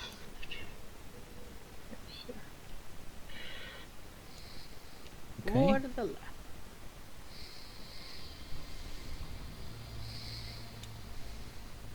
Even being out of the canyon, the walls around you give you sort of a bit of a direction to go. And finding your way, this day at least, is not too hard. The silent forest in front of you looks quite serene as the midday sun passes along the crowns of the now larger trees, casting in their wake long stretching shadows. Past the light you see the cave walls stretching across your view miles in front of you. The curvature of the ceiling and from the wall towards the right makes it seem like the cave's inevitable end. But even as the cave converges, a large opening to the left suggests that the cave may continue further to the north. Wait, where did you put the map? Can I look at it? What, your map? Yeah, this map. Ah, this map. So basically, here you see the cave sort of converging, but there's a space further north that continues.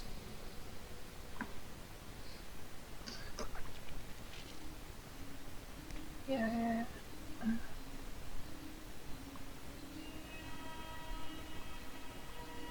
You, Huxley, would of course know that towards the end of the wall, somewhere in front of you, there are tunnels, entrances that lead further, deeper in. Mm-hmm.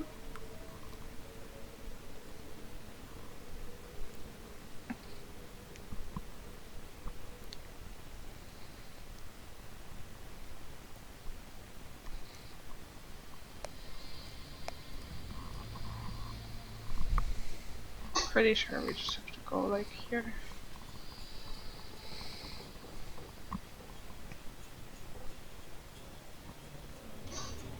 Do we know where the goblins are trying to go as well?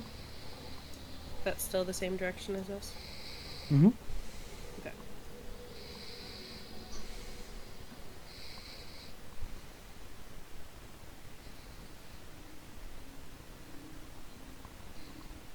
Oh wait, no.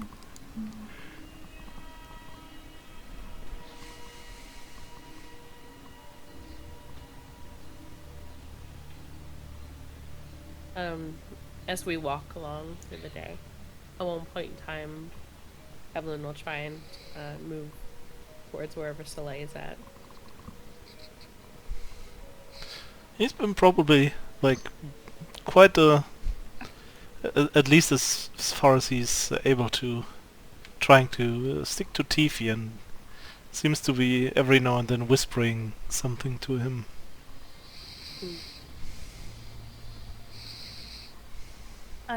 Soleil, Yeah? just curious if I could have a moment of your time. Sure. You know, we were quite concerned when you didn't come back around initially.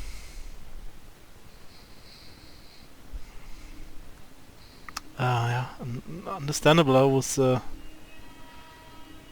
worried for you guys too. I mean, it was quite a dire situation. It was, or glad that you're all right. I did something rather odd happened though.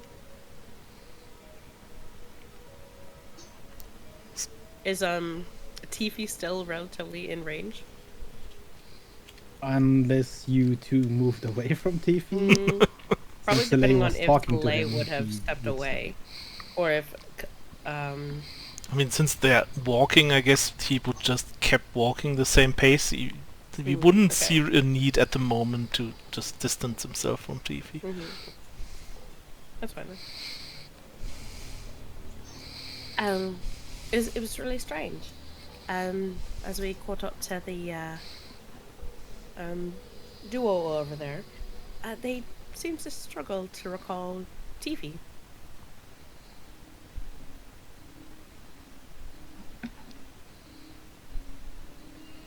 Who? Just kidding. Well,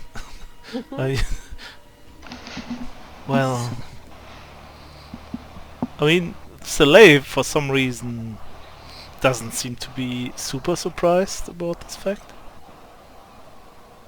Well,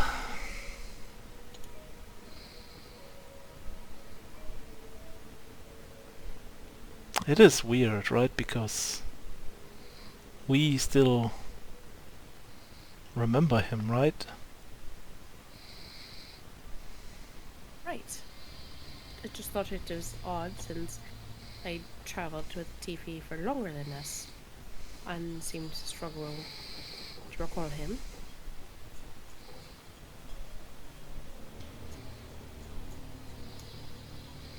Enough so that I was ever so slightly concerned.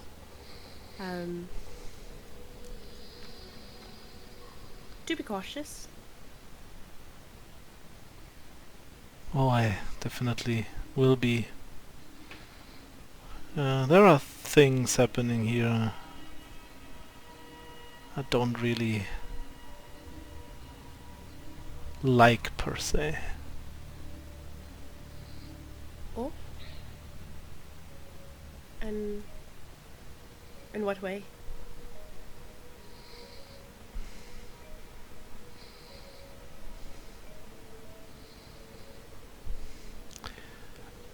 He looks at you in a way that tries to convey the message like, let's talk about this later. Well, just don't go disappearing on us. Is mostly what I wanted to express. You're important.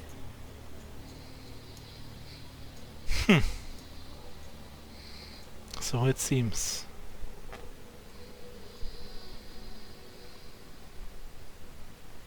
Oh, you're concerned I was gonna have to go hunt down a big old cragmaw if we can get back in together with you. I mean, for the first time since you found him again, for the first time there's a smile creeping up his face. I would like to ride it, to be honest. Fucking. Perhaps on our way back. I know it's not a good idea, but it would be an experience for sure.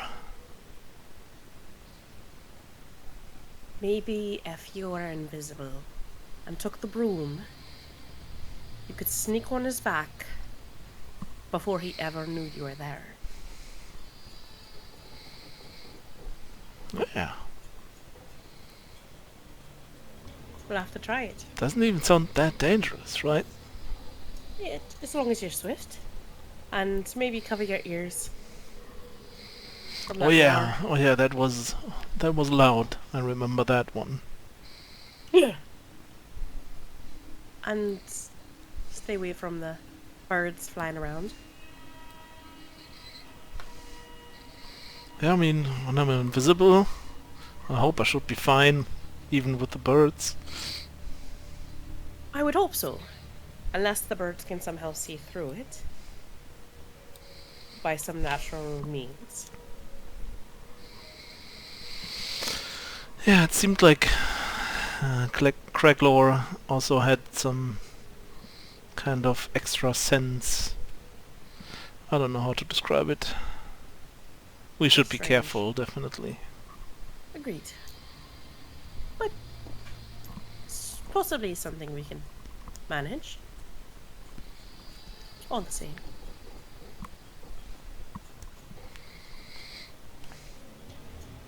Also, what do you think was more terrifying? Craiglore? Oh, that freaking huge dog. This damn wizard sent after us. And the moment? Probably the dog. Yeah. I can see why. I never got to ride that one either.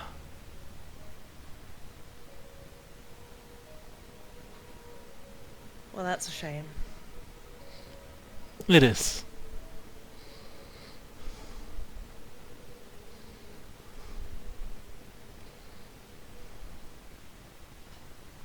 Kind of wander on Mhm.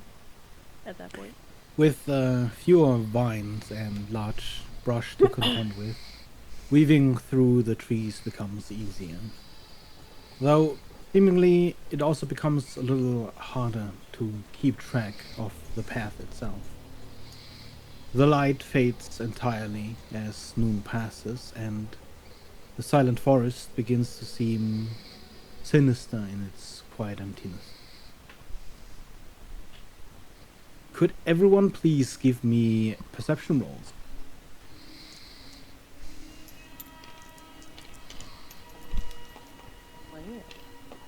This is a check of 4, so to succeed, you Red. need at least 17. 3 success. That's with disadvantage too. 14. 16. Natural one.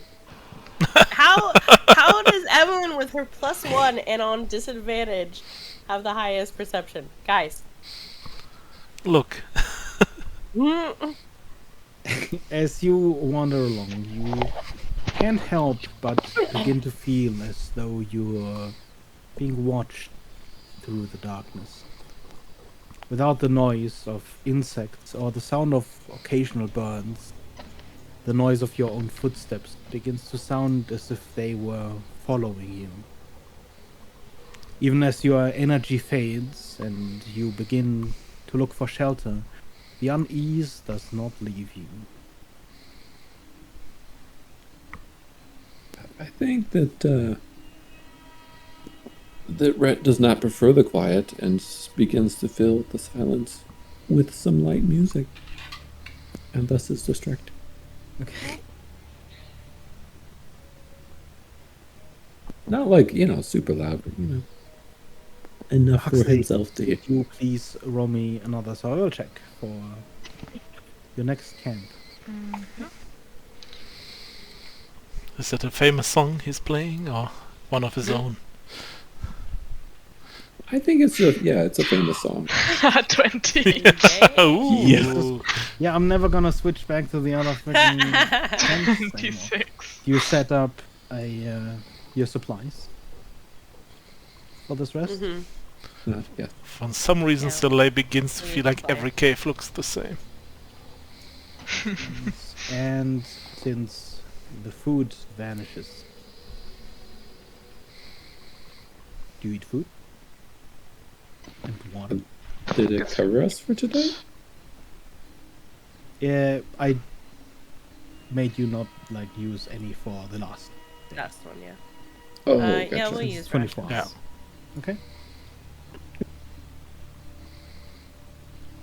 And I'm assuming you do not leave the goblins to starve.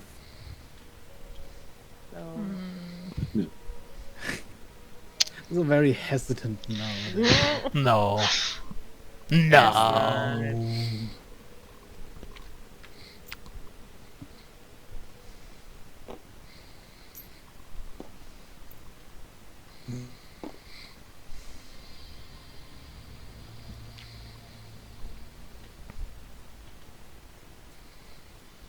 Oh, that's good.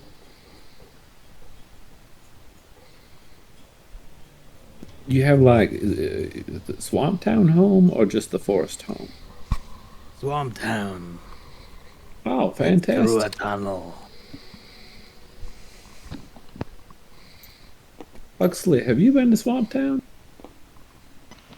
You have been to the swamp, but you have not been to Swamp Town.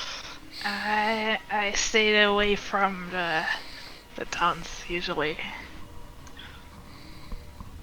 Why is that? I mean, you're a pretty nice fellow. Eh, There's a lot of big goblins there, like us. Oh, Very intimidating. Imagine 100 of them. that's funny. Well, 100? I don't understand. How is that funny? You're not scary.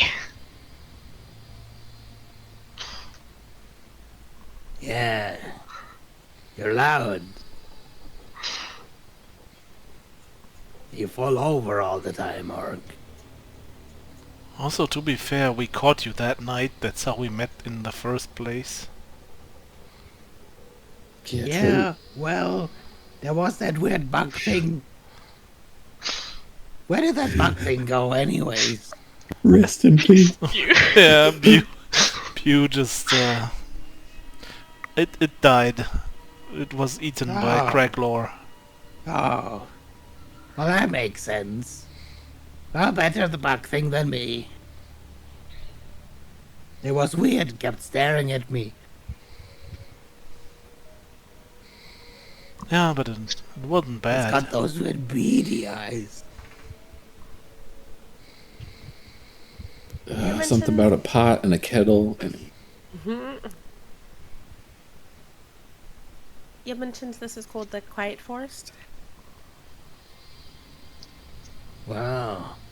It's quiet, isn't it? Do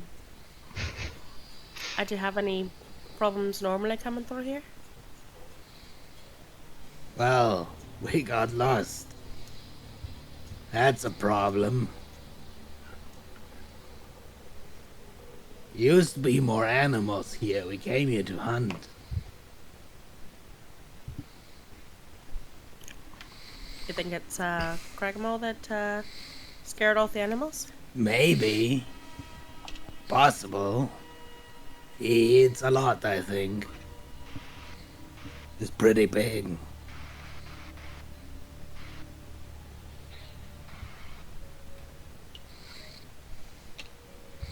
Fair enough. suppose we better keep a good lookout tonight.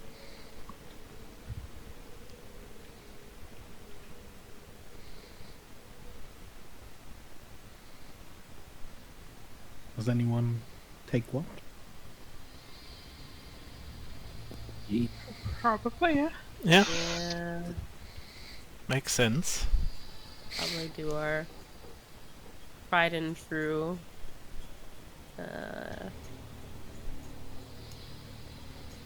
Order. I think I take last watch. I take third.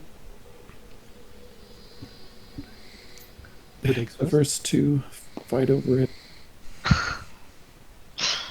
I can take the first one. I'll take the second one. Okay. And Kieran will keep watch in my tent while I sleep. Please give me a perception roll for your watches. I forgot, Beggar. I'm going to roll a d20 every night we get food out. If it's a 1, I think of the thing. Okay, we're good. Oh Oh no. my gosh.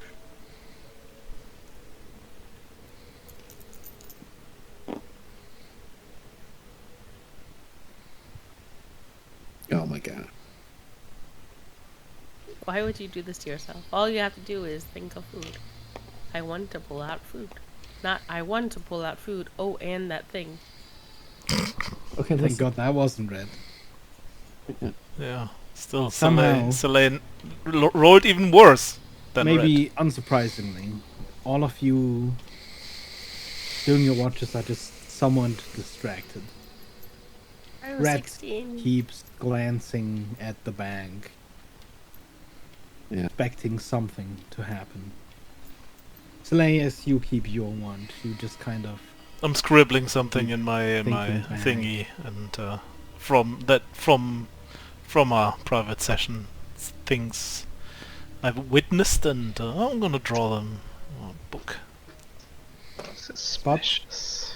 the silence of the forest persists throughout the night, and you all have a long night's rest.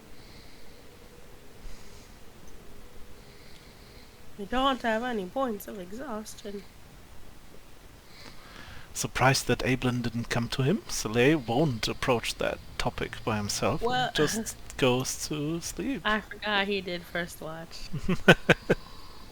If he was on first watch, he probably would have waited actually and talked to him. But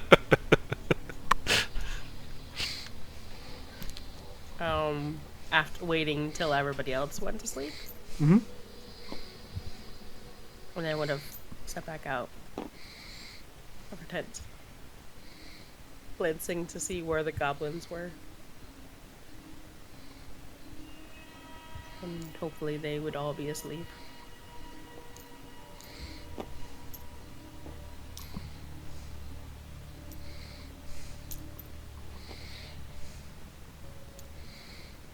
Play. Yeah. Just wanted to check in.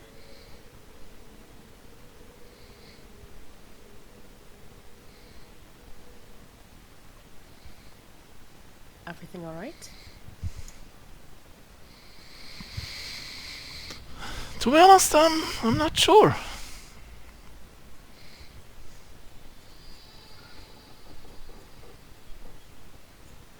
What concerns you?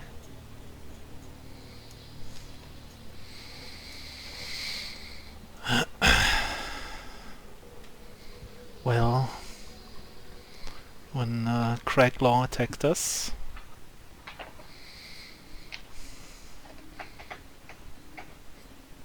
TV, even though he said he couldn't take anyone with him during his weird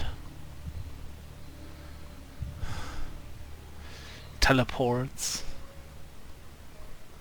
he did with me to escape. He saved you then?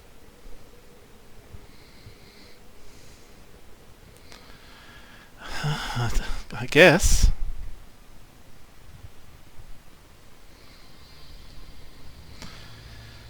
What exactly happened when you went with him?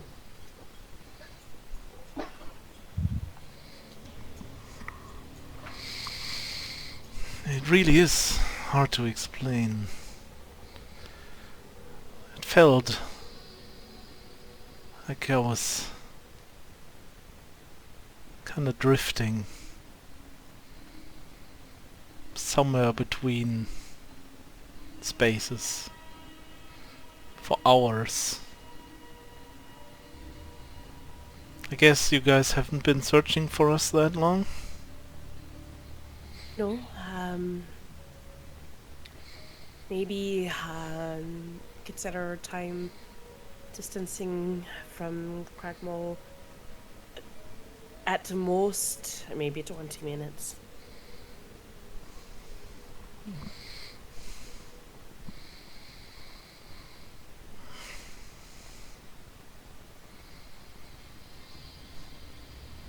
You say it's felt like hours? Yeah, it's like my mind was some kind of paralyzed, and it's hard to explain.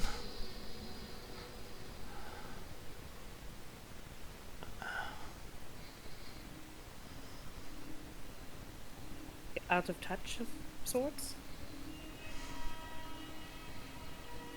It's like it was simply It's staged, almost like or every thought, everything in my mind is like the thickest syrup could imagine. Just felt like time was passing by so slowly. Still, it felt so long.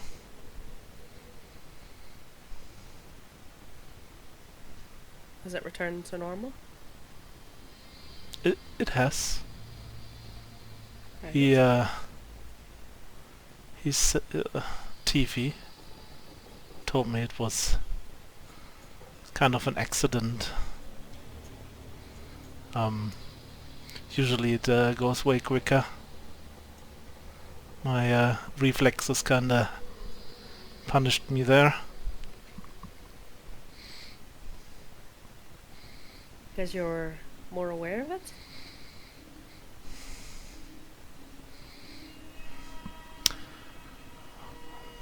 No, it seems like the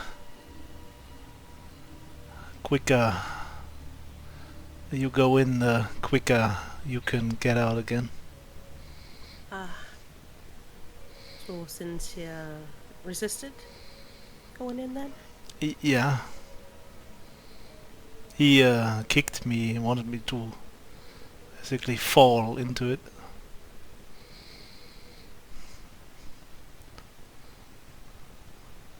But I didn't, so it took that long for me to kind of regain consciousness.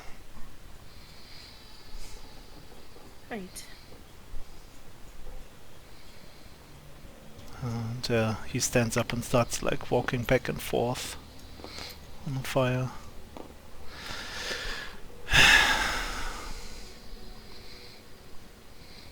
Also, I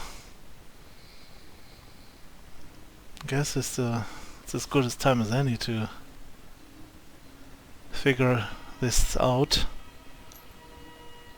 And when he walks back and forth, at some point he immediately starts to sprint. And feline... what is it called? Feline agility? Feline... Feline agility? yeah, feline Go agility, faster. just to go quicker. Yeah, Becca, I want to try it out. Into the slip. Okay. And can I just do it, or do I have to tell you first what I'm trying to do here? Well, yeah. If you're trying to do something specific, then No, I mean, I just try to reappear behind Evelyn, my knife at her throat. okay. Yeah, that works. You see Isolde running, picking up speed, and then almost like you were running into an invisible wall, he vanishes. And then you feel his hand with the knife at your throat, right behind you. For some reason, I can do this now. And takes the dagger away. The dagger, a necessary step in that.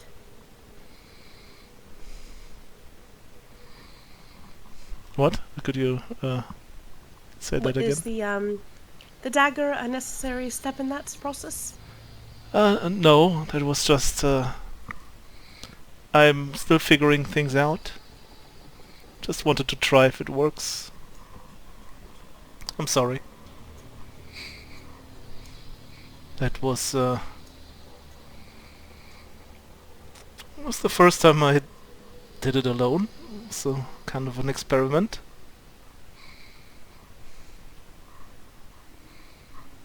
When you say trying to figure things out, are you talking about what you just did with disappearing and reappearing? Or are you talking about an issue between us?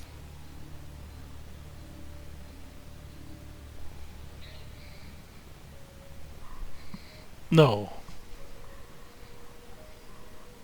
I mean, we've had our issues between us, but this has nothing to do with it. So the dagger at the throat is theatrics? Yeah, he looks actually sorry now. Like, this wasn't meant to be a threat or something. That was just I'm me more concerned. trying out things. Slay. You're off. You're concerned. You're agitated, and I'm trying to make sure I'm not going to have to watch my back around you. Or if we need to help you.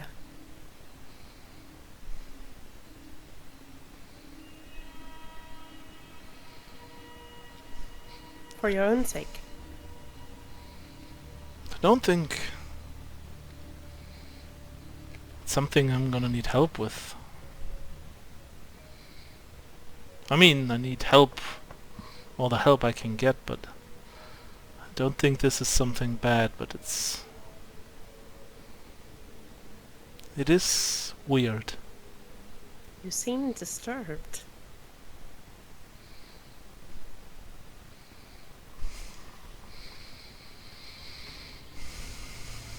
Well, What do you see when you disappear?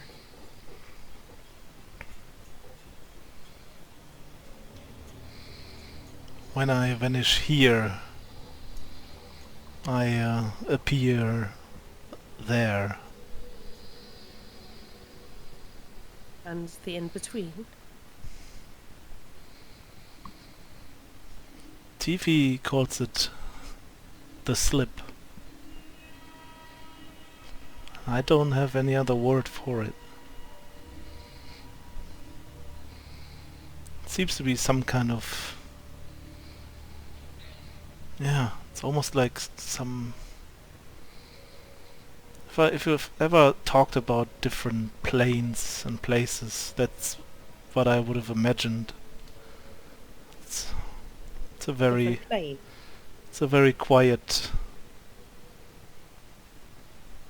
calming and yet disturbing place. What does it look like?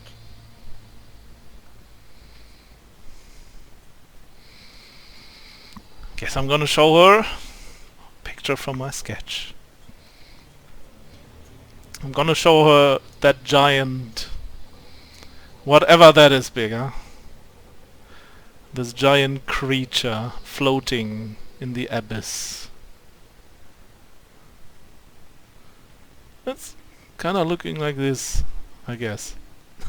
I have a picture of it. I guess he would have drawn it like this.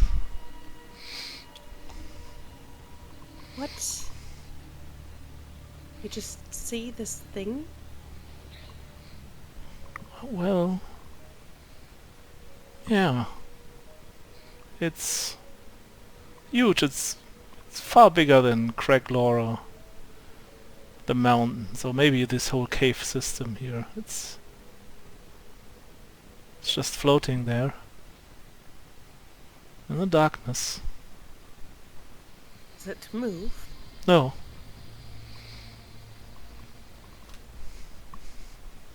And you find it calming? Not this creature or whatever it is. No, just the general feeling of that place.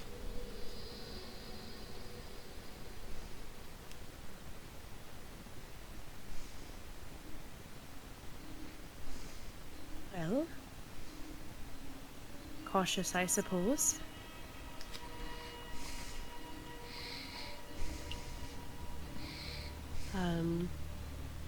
And if anything goes wrong, I guess let us know. If things change. I will try not to use it. It seems like whenever someone goes over there, they're losing something or some part of them here. I feel like since Tifi has been over there often and long, might be a reason why people are kind of forgetting him.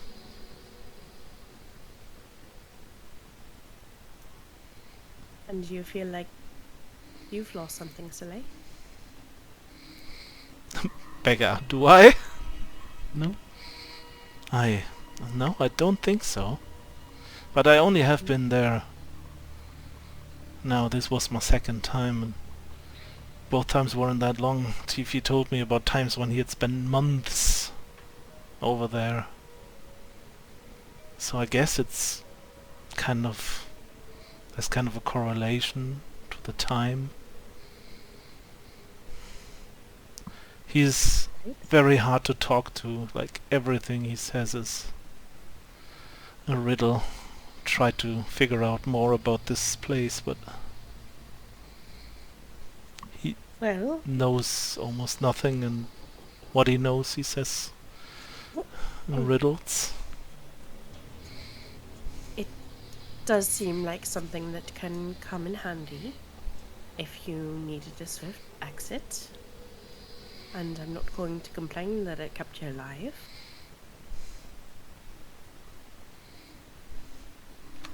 But let us know. You know, we're a team. We're here for each other. If you need help, or if you have concerns.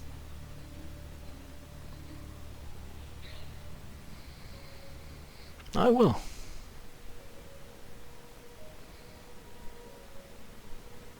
Maybe we can, when it's safer, do a bit more research and find just some answers. Could see if there's any sort of books or documents on the plains that might be similar to what you've seen. Yeah. That would be great. Reginald might have something somewhere in one of his books when we get back.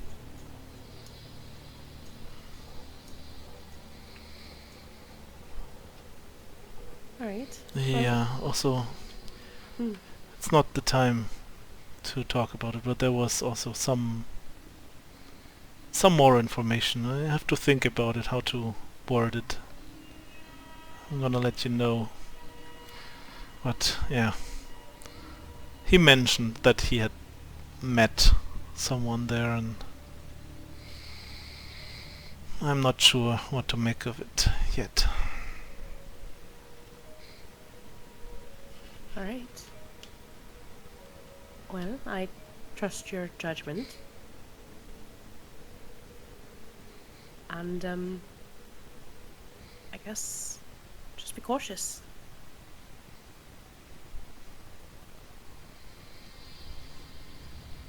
You know your limits better than the rest of us. Yeah. I hope so. And you be cautious too. I feel like you've had a couple close calls last couple of days too with those vials. Yeah, those aren't really very friendly at the moment. Feeling a bit better though, I think. Hopefully, in the morning, be back to my normal self fully.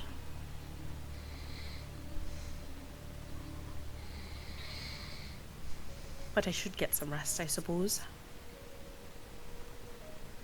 I'll, see you in the morning. Have a good night. You as well. And she'll head off to bed. Good reason to have rolled a natural one. I was talking to Ablin the whole time. Mm-hmm.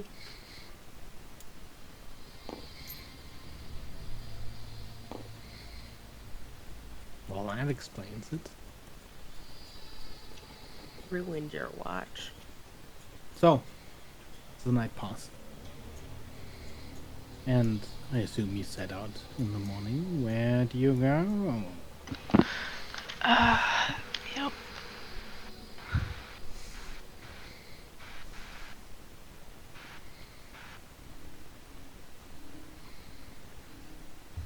Okay. Here, just continue. Yeah. Ahead, yes.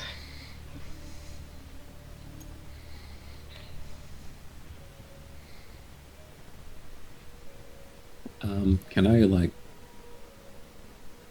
walk a little bit separately with Huxley at some point? Mm-hmm.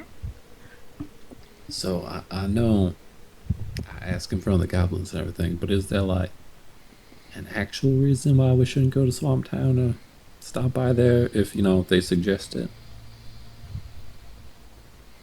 I don't know. I just usually kept to myself. Easier to avoid trouble. I mean, yeah, fair enough. Goblins can be trouble sometimes, I suppose. I just didn't know if there's something you didn't want to say in front of them, type of thing. I don't think so. Do I know of the existence of the town, or did I just never come across it? You wouldn't have come across it. Okay. I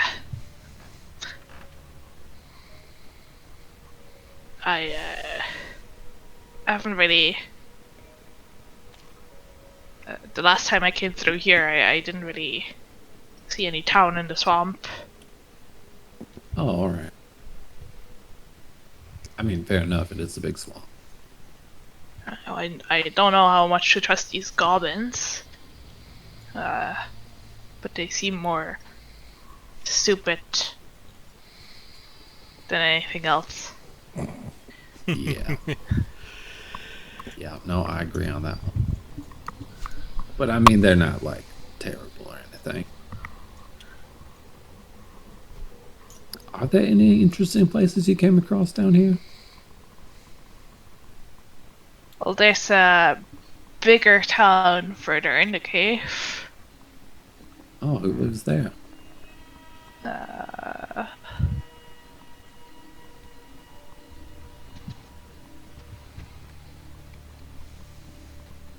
Yeah, it's like ruins. There's like an underground lake there. And still some people left, but I kinda avoided them. There's lots of supplies there though, still. That might be worth a stop there. I Don't mean, know is it how on the way? friendly they are to strangers. Oh, gotcha. Yeah, Is it it's- like on the way though? It's on the way, yeah. Interesting.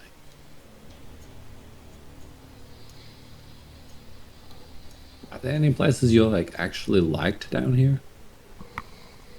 Oh yeah, there's lots of cool stuff like the mushroom forest and True. the the lake and the jungle.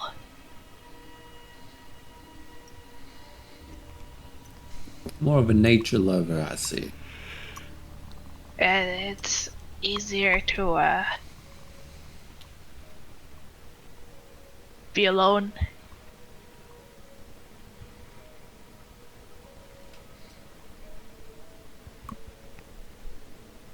I suppose.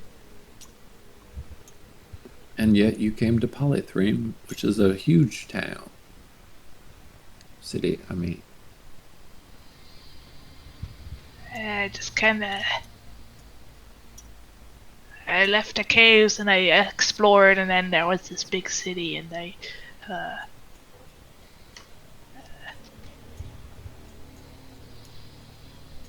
Well, you had to explore it. yeah. Okay, interesting. It can be nice to talk to people too. Like you become pretty crazy just talking to yourself all day for years or months or whatever. Uh-huh. You just like start imagining things to like turn into or something. Yeah, I mean, I started talking to the plants, you know, but they don't really have a lot of interesting stuff to say.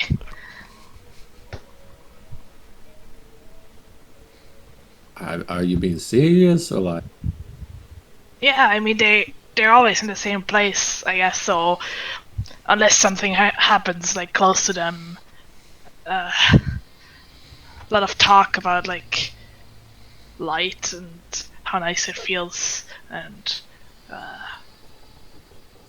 water.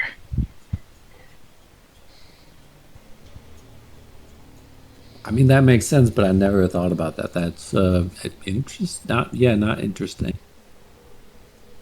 Well, it gets kind of boring after the like 20th plant you Right, talk yeah. to. It's like, hey, what you thinking about? Oh, light feels nice. Yeah. Huh. Have you ever met any smart plants? I don't think so. Oh, okay. Well, there was this one like big flower that started to have a pretty interesting conversation with her until she started to eat my feet. Yeah, then I had to kind of get away from there. Huh. You're just wild every time I talk to you, Huxley. You think so? Yeah. In like a good way, I mean. Oh. It's just I never expect what I hear. I mean,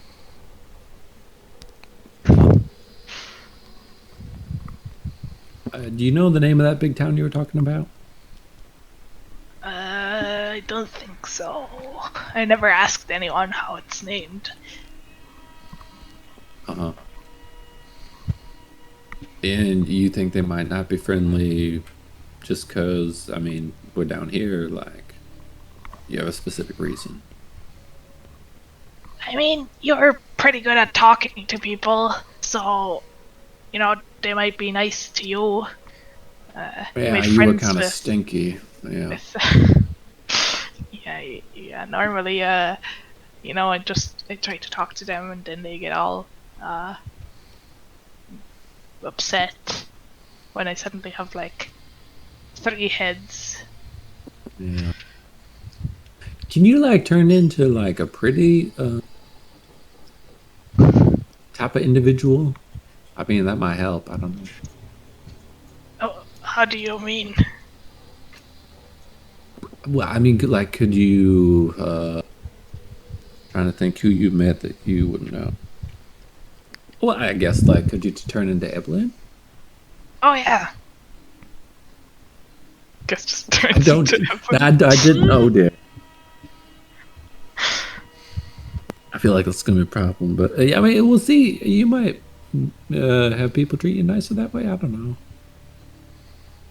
Some people just look at clothes and think, "Oh, nice clothes means." Oh, my clothes don't change.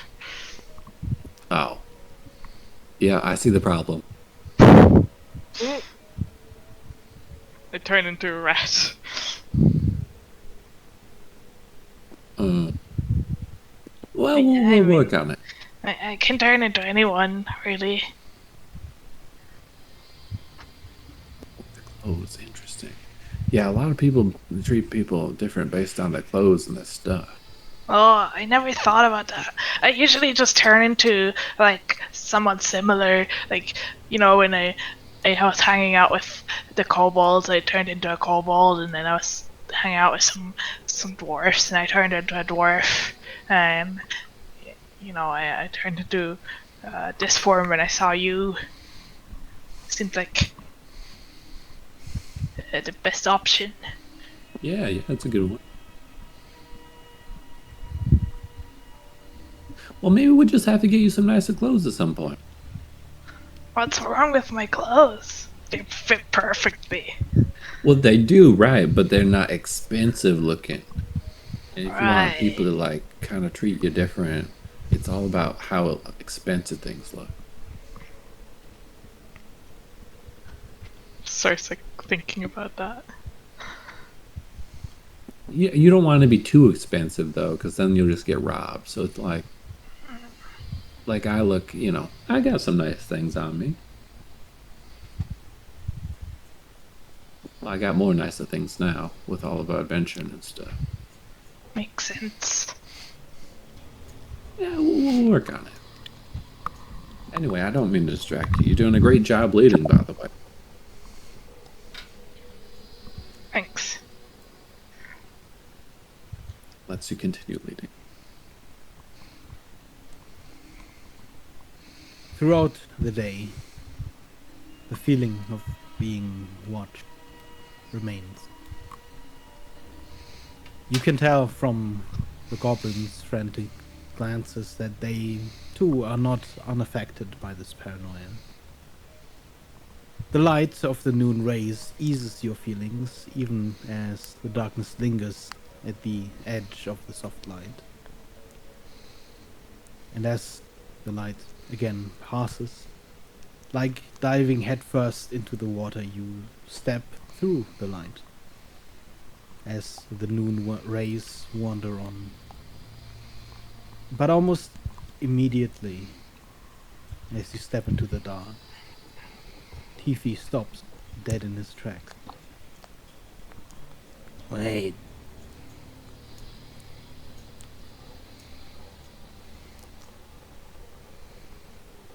He stands there in the dark, completely unmoving, save for his long ears.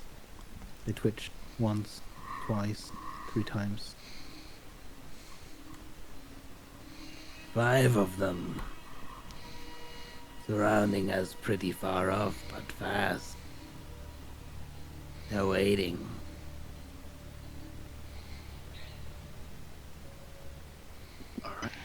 Oh, What? I don't know. Doesn't sound like a beast. Too quiet. Doesn't sound like goblins either.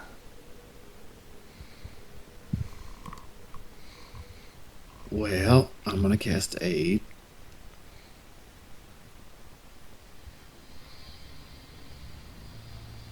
How long does 8 And last? 8 hours. The 3 of you gain 20 hit points to your maximum.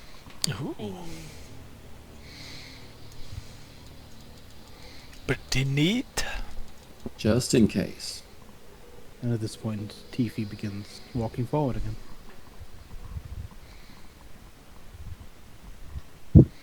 Try and be quieter while walking? Yeah, same. Okay. So everyone who wants to be quieter, please roll me a stealth check. can I try to listen? Like if I hear anyone getting closer? Roll me a perception roll. I get a 15 on the stealth. And an 8 on the perception. 17 on the stealth. 23 on the stealth. 13 on the stealth. Why am I the worst? Yeah, why? 13? Because I You, rolled a 3, a Oh 4. my gosh. You begin walking a little bit more quietly. Every now and then, delay, even though you walk pretty silently on the ground, every now and then there's a branch as you're distracted, just kind of brushes past your shoulder, past your head, makes a little bit of noise. I still appear to be deep in thought, so that's probably natural.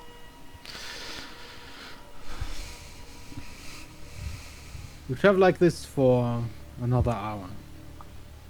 Your eyes darting between the trees.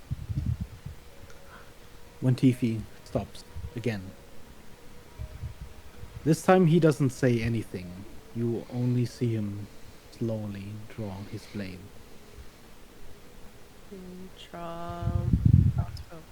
And then the trees in front of you and around you creak as something big pushes through and past them.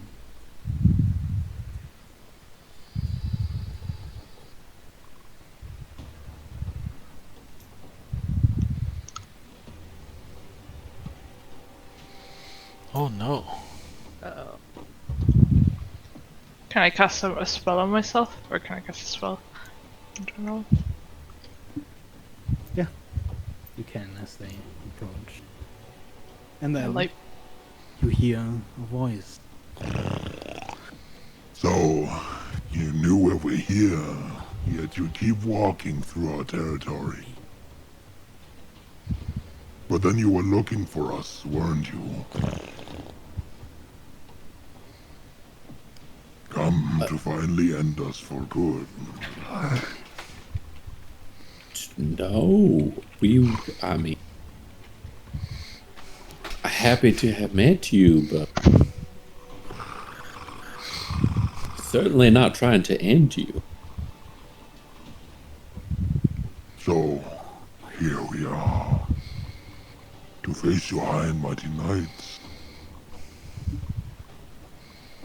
I'm sorry? Who do you think we are? You brought children and goblins. Is the order fallen so low?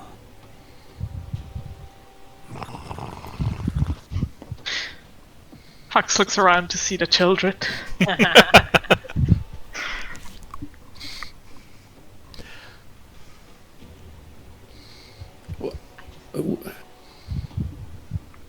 think you have us confused. Yeah, we'd be happy to keep just walking through. The only reason we continued is because we have to get through the mountain. Handlord, that one smells familiar. One Wait. of the lichens surrounding you speaks up, sniffing the air through large nostrils, pointed at Huxley. Couple of months back, I came through the forest alone. The other way. Never saw us. I followed to make sure. Yes, he has been through here before. He's the one leading us So back who the do other you way. claim to be? Well, we are an illustrious adventuring group from Polythreme. You might know, And why come back here? oh, we're on our way to see some dwarves up north. So you Do you found know yourself anyone? here by chance. Yeah, do you know anyone in Polythreme, by chance? There are some like you in the city, I think. Polythreme. Like all the others. Though it is true you look nothing like of which you spoke. You don't look like Holy Order either. Oh, far from it. No. Roll me a persuasion check with advantage, please.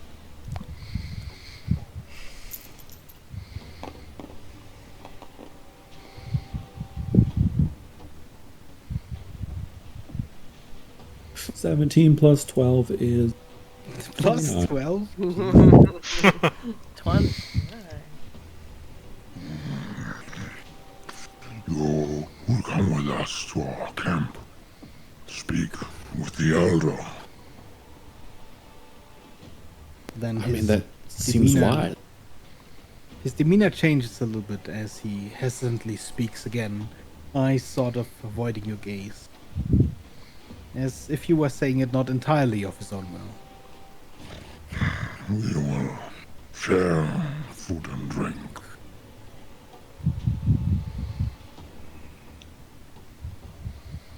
Great.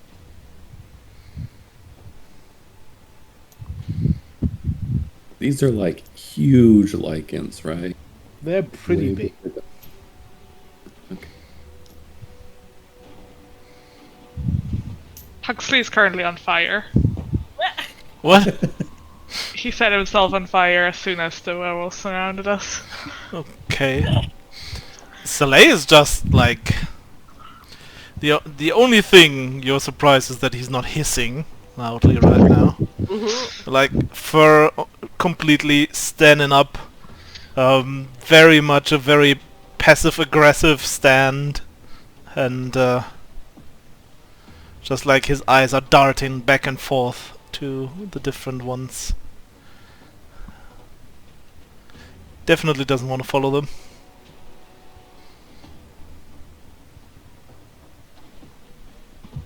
You only follow them for a few minutes through the dark forest. Half running to keep the pace within the relatively fast moving formation. Before a light begins falling through the trees. The light of a fire. Aside from the one that's on Huxley. Palisade walls begin to rise as the trees vanish. The smell of unkept fur begins to overwhelm your sense of smell.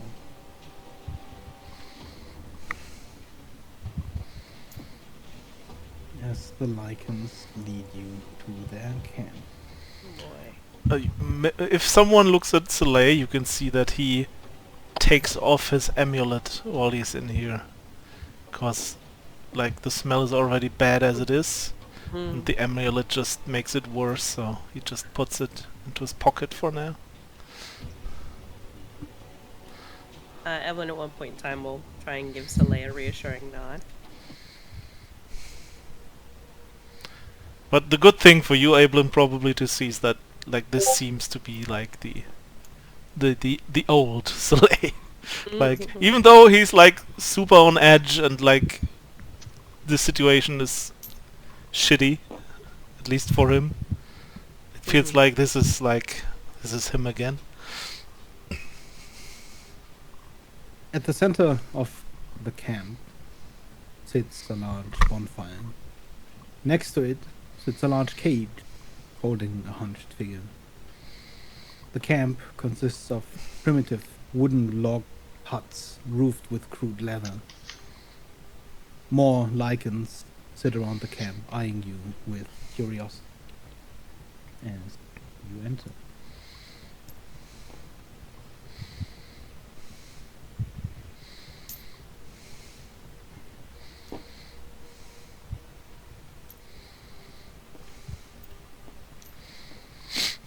Hugs. The one leading the sortie almost bolsters his chest as he walks in, and then you just hear him.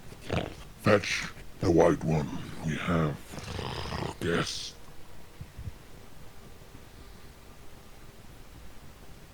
The white one sleeps. The white sleep. Then they stay here till he wakes. Treat them like guests. They are not of the order. And then he turns to you. The elder sleeps the white sleep.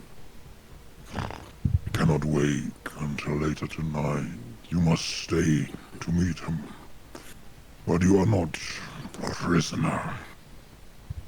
You are free to roam the camp. We are most grateful for your hospitality. How are the goblins doing? Yeah. You see Tifi still firmly gripping his blades. The rest of them kind of hunker close to Tifi. Both Big Blab and Org seem at least a little bit afraid. Their eyes sort of darting around frantically. They're just copying Soleil at this point. Huxley looks super excited.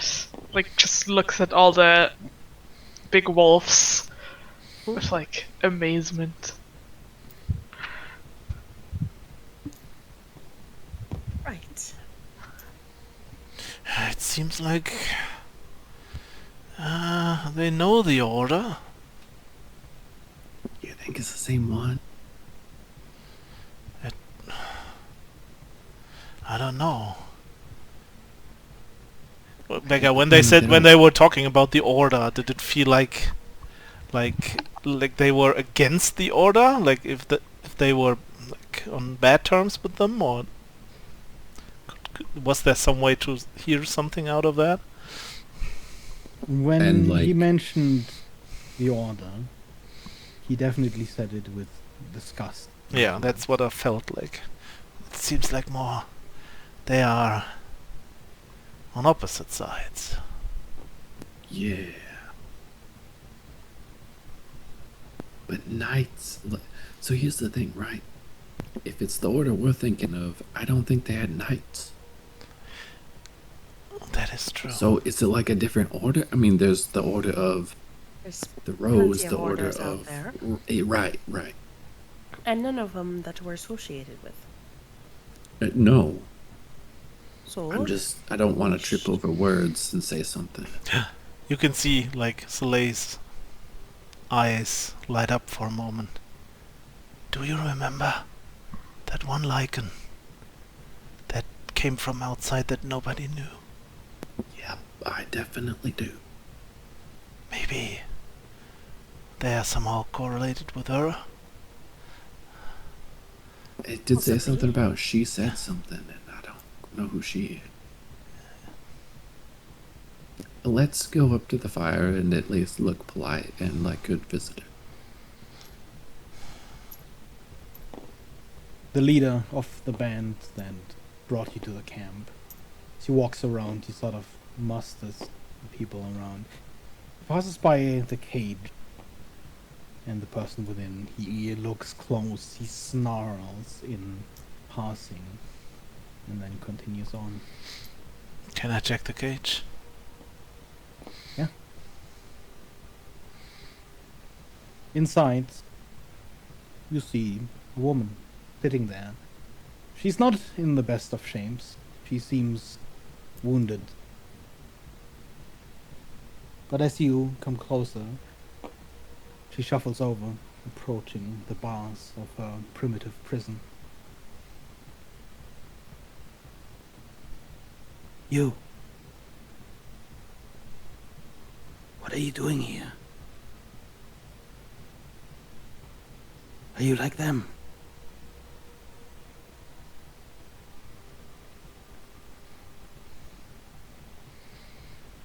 Soleil looks with disgust. Like them? No. Then get me the fuck out of here.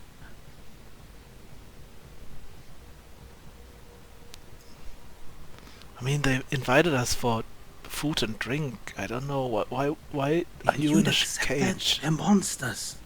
Look at them. We have met their kind before. Some of them are reasonable. As you say then, she spits on the ground. Reasonable as any monster. You're not like them. No. Soon they'll turn on you as well. You think they'll just let you leave? They'll let you feast with them, sure. And then they'll take that feast back when they shred you to pieces. Listen to me. I have friends. They're still nearby in the forest somewhere. We can take them out together. This whole camp.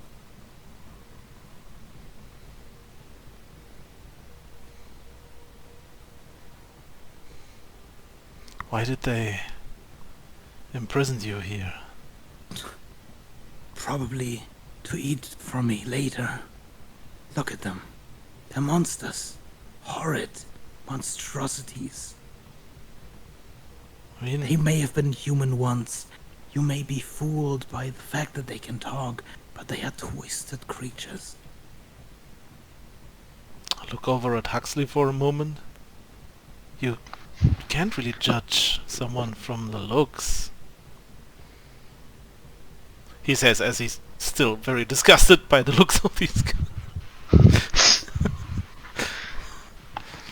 He can't really hide his feelings for these. And how do you think we should get you out of here?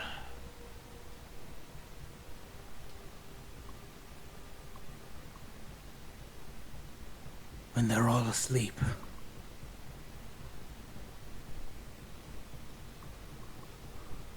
You must stay awake. Break me out, or sneak out of the camp, find my friends in the forest.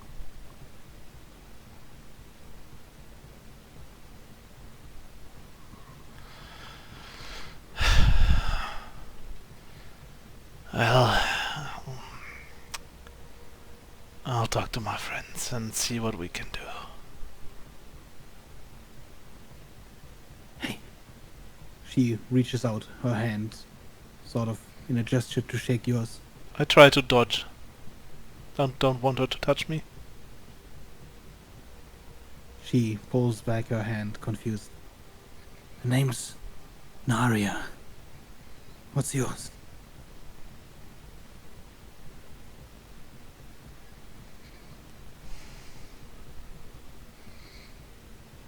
You can call me Blue Tiger.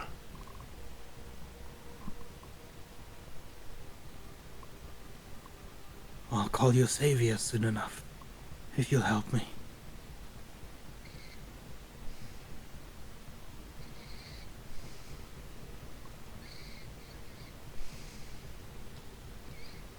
While this is happening, can I take a muster of the various lichens around? To, I don't know.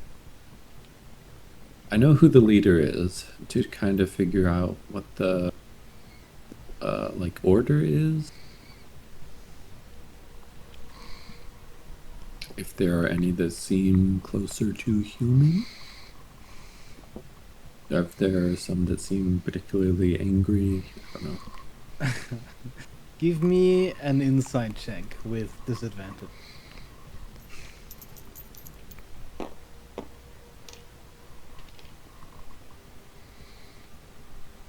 That's still decent.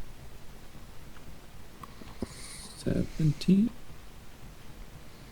You can tell that as you enter the camp with this group that accompanied you, that as the group around you that came with you sort of begins scattering around the camp, the others seem to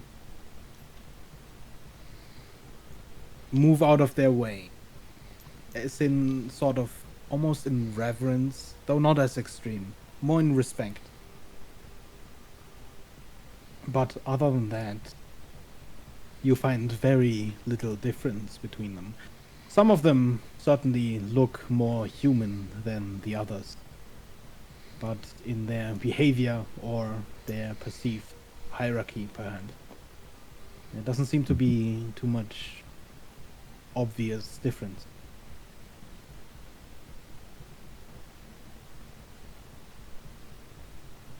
This might be too late, but about the camp as we came in, there's like these barricades. Mm-hmm. Does it look like the camp's been attacked? Like, Rhett's like, who the heck would attack a camp of lichen? Why do they have defensive spikes?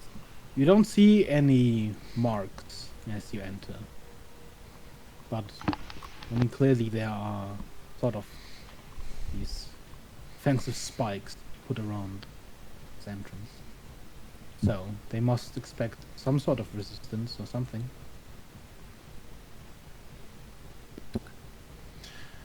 By the way, the woman in there in the cage, clothing-wise, does she look like someone who knows how to fight, or does she look more like a scientist, or more like a peasant?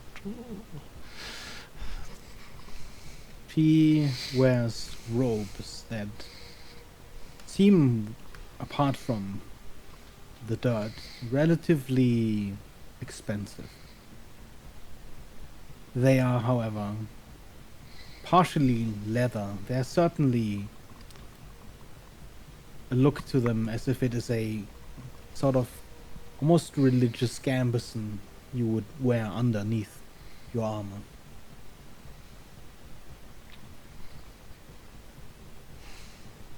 I see.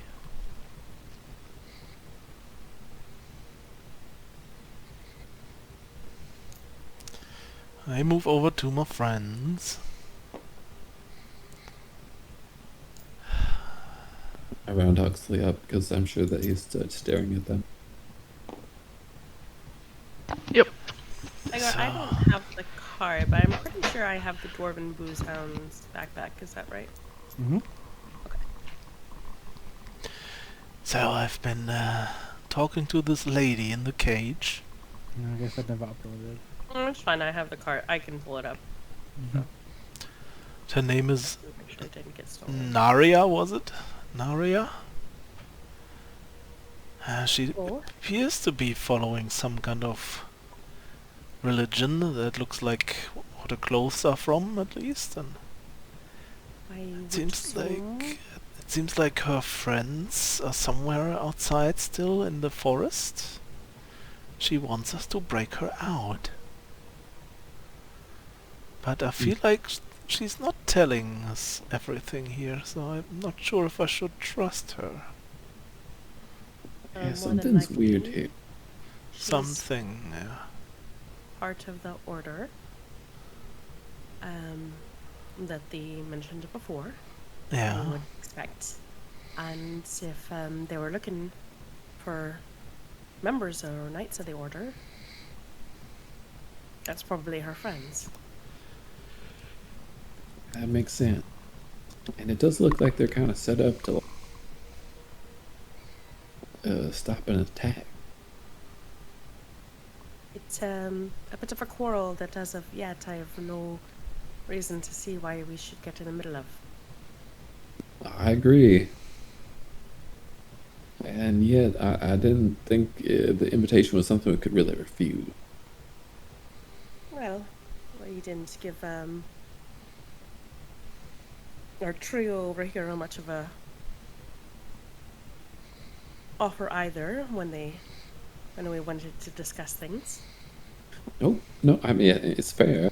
Yeah, that's true.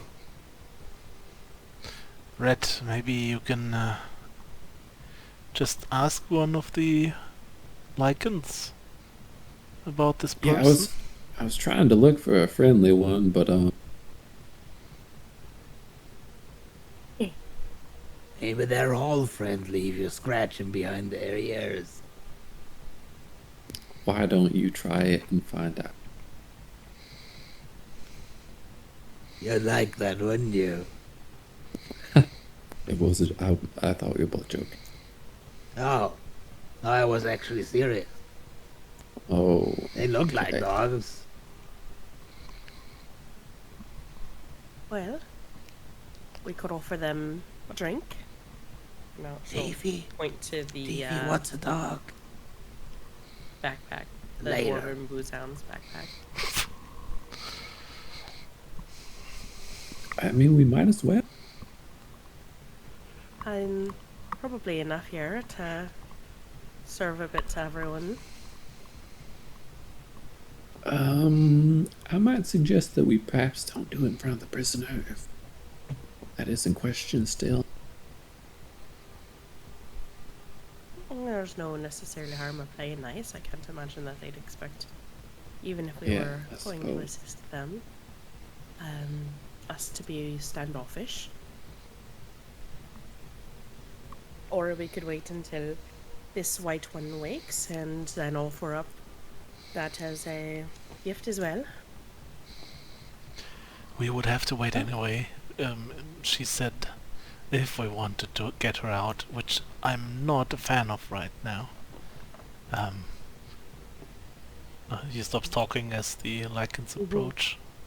You see them begin to haul these almost... For you, it's almost body-sized.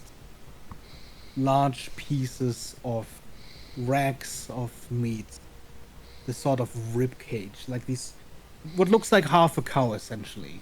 But not humanoid, right? Nope, not so far. Okay. Just haul these out and begin placing them around the fire.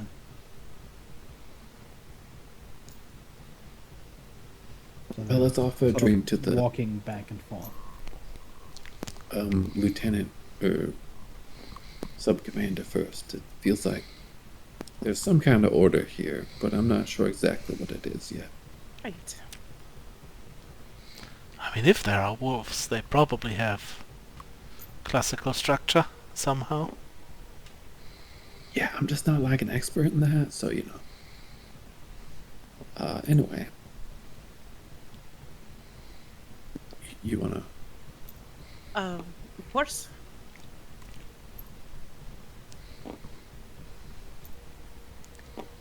I turn to Huxley while these two go away. This prisoner lady tried to touch me. She could also have said like, "Ho, my savior! Come and rescue me!" I dodged her though, so I hope no one saw that. But that was like super risky by her.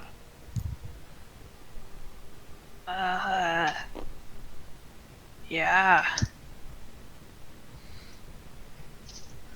I think she's stupid. Yeah, I mean, who would want to touch you? Right.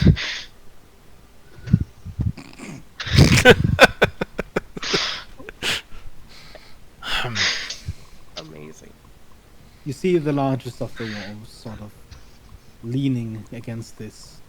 It almost looks like a tent flap of one of the larger palisade huts. He looks up as you approach. I would like to thank you for inviting us, and seeing as how the meal looks like it's about to start getting cooked, offer you a drink For if you like our ale. own thanks. For anyone would like. That should be enough to go around. He narrows his eyes. Drink. We have water and drink. Ale, What? if you like. From the city. I've not had ale in a long time. We had best wait until the White One wakes. We share equally in this camp. I would not take it for myself. Then, by all means, we just wanted to let you know that we had ale that we'd like to offer up as a gift of sharing and for hospitality, for your hospitality. You share with us, we share with you. As you pointed out, equality is something to be respected. You see his face suddenly change and he stands up somewhat abruptly, which almost makes you flinch a little bit. But then from the other side of the camp you hear a growl. Crack. You've done well. As another lichen steps from the hut. You see all the other lichens stop what they're doing, stand up, those who are sitting, and look towards this lichen that just stepped out. The lichen moves less gracefully than all the rest, somewhat hunched, slow and unsure.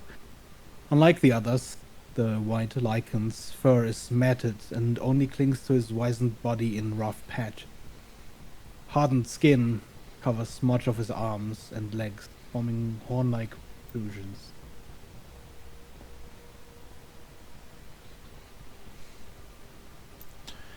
Does the white look Return. like it's because he's old, or like that he's like an albino of some kind? I'd say roll me a survival check. Okay.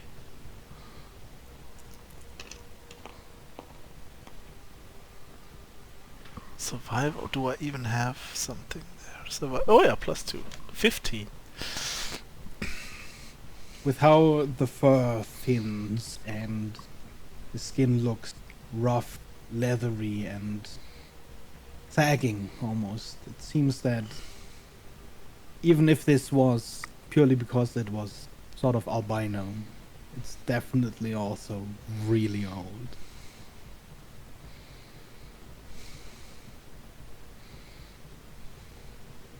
Guests, welcome to our little home. Please, join us for a feast. But first we must judge one amongst us. Lichens, gather food and drink and gather.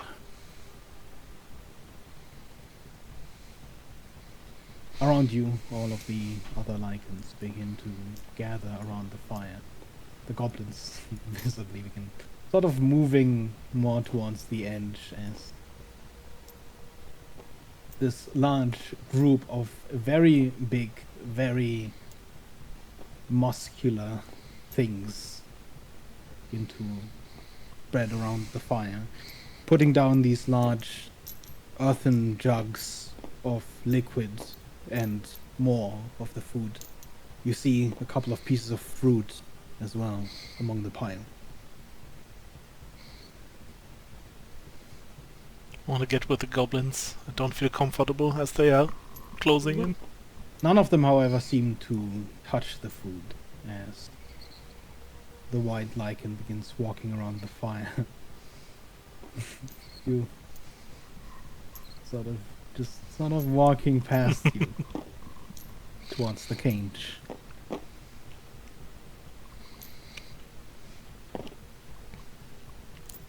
Here stands our enemy caged. Varric, step forward. Out from behind the rows of lichen steps a werewolf that is limping. A massive scar spreads across their entire body. The fur surrounding it is still caked with blood and soot. Varric, as you all know, was out hunting, scavenging whatever food we can wrest from the forest. And then our enemy appeared. The woman stands at the edge of the bars, meeting the lichen's gaze, defiant. They came upon Varric in the dark and scorched him, crippled him, left him for dead. But our curse became him a gift, and he lived. He will never hunt as before.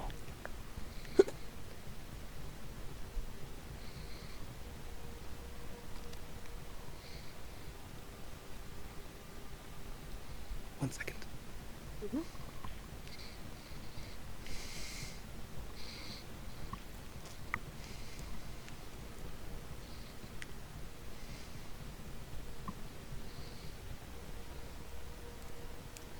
Oh, got something stuck in my throat for a second. Oh, no, don't die.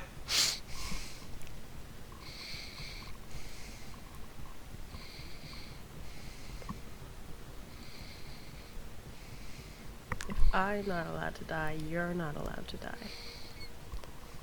I'm alright. I'm alright. Okay.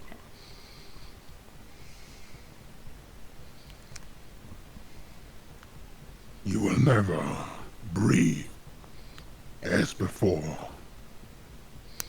He crawled back to our hunters. He healed in our care. And then we hunted them back. And yet, when we came upon you alone, did we strike from behind? We approached open, we fought frontally, and we captured alive. The woman still does not move, doesn't say a word, but her eyes seethe hatred. The punishment is clear. Only our worst is appropriate. She will turn and be exiled as we did.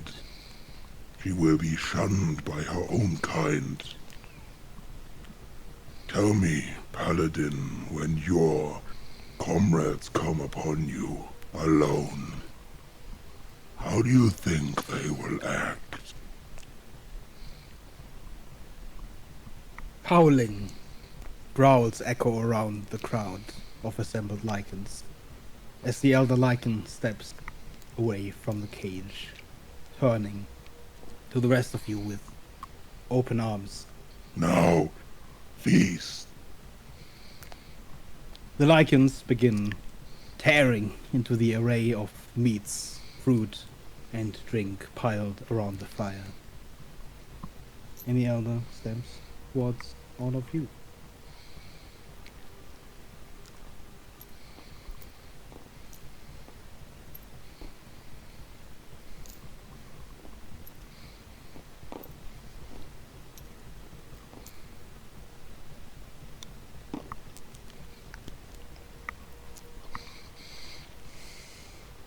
We appreciate your hospitality.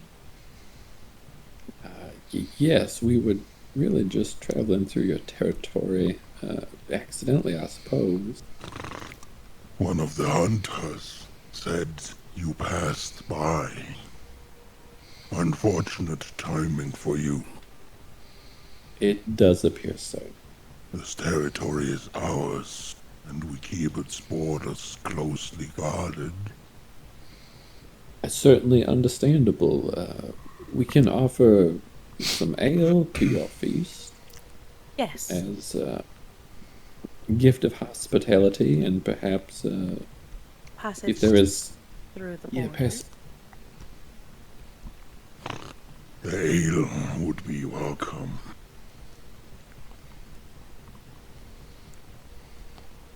Of course. And move my backpack around, but it's a hose that can dispense 8 gallons of ale. So, imagine they can either pass it around or I could fill something up. Did you have containers I could fill, or would you I think simply there's like some to? barrels, right? He gestures to one, the largest of the crew.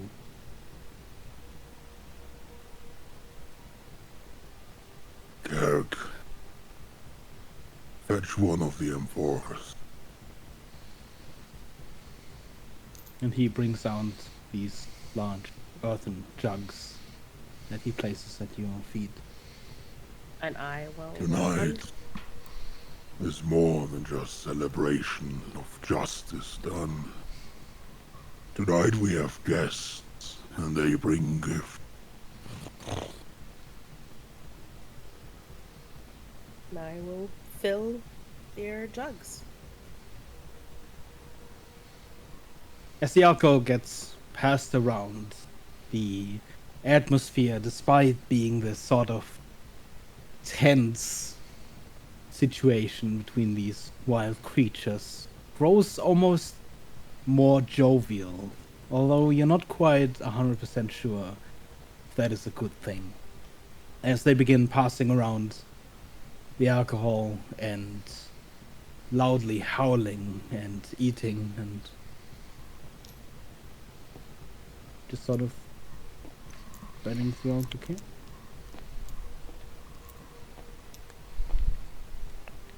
I don't mean to touch on a sensitive subject, but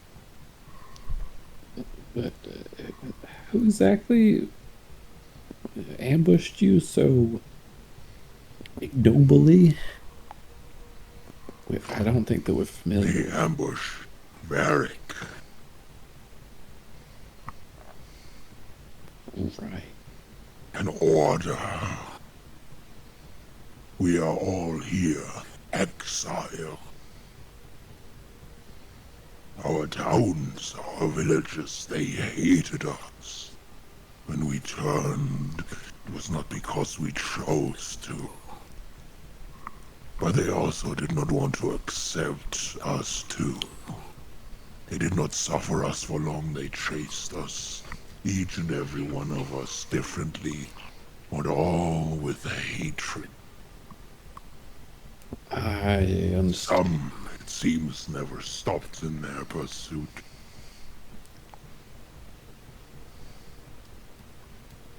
Do you know of others like you? I mean, Others come by. Most stay. Some have lost their trust in community. Some stay on their own, wandering the dead. interesting. There is, in the city where we are from, Polythreme, a group much like yours. I doubt it. There are not many like us. Okay. Maybe not quite exactly like, but not dissimilar.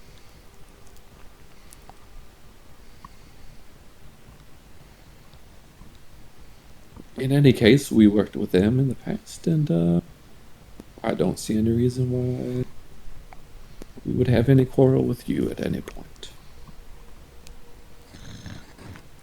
People like you are not that easy to find. Well, I can speak for at least the three of us I believe that we have your been word. cursed in the past. So, we're not quick to judge. Well, you have brought gift. You are, of course, free to go. Help yourselves to foods to drink, and any merriment we shall share.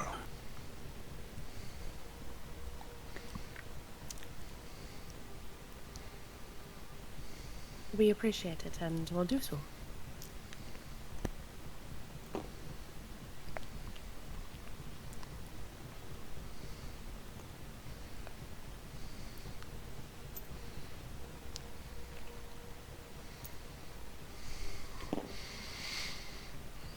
I can't help but notice your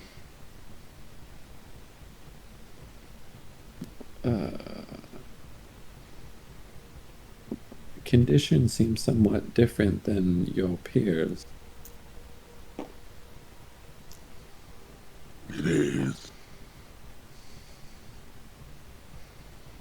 Is it something that you take pride in, or something that causes you pain, or? We are all cursed. But some of us have the privilege of growing old still.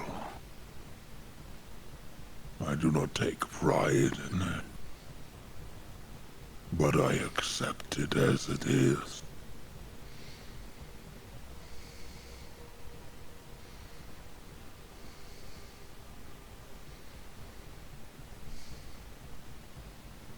From the back of the group you can hear, "How old are you?"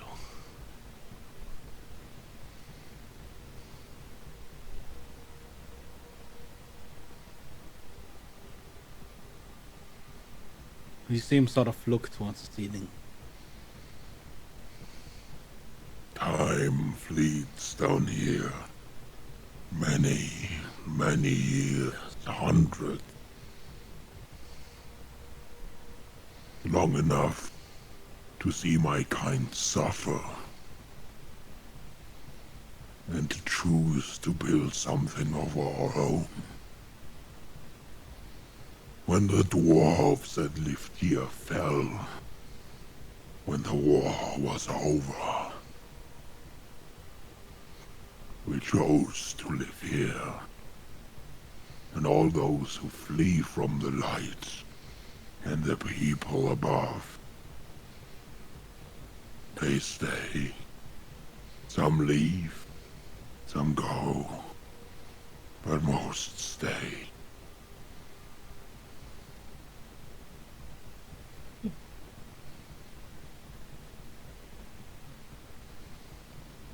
Beggar, the Lycan Order in Polythreme, they don't, they're not normally all in this feral form. But they can do it at will, as far as my understanding, correct? Mm-hmm. Would it seem more like, though, that the group here is all, has been this entire time in their more feral form? And I don't know, would, just based upon looking around, would it seem like they're always in that form? It would I don't know if that's seem something I that the can figure people out. here definitely keep to their feral forms. All of the doorways, all of the entrances Mm-hmm. seem to accommodate for the size of their bodies. Okay. All of the palisades, all are relatively crudely crafted.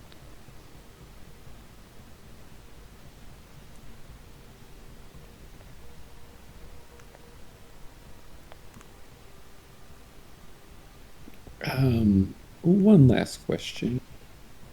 If one of our compatriots were to change into something not dissimilar to yourselves, would that be alright? Intending no harm, of course. Do you have one like us among you? No, but also sort of. I know of other changers.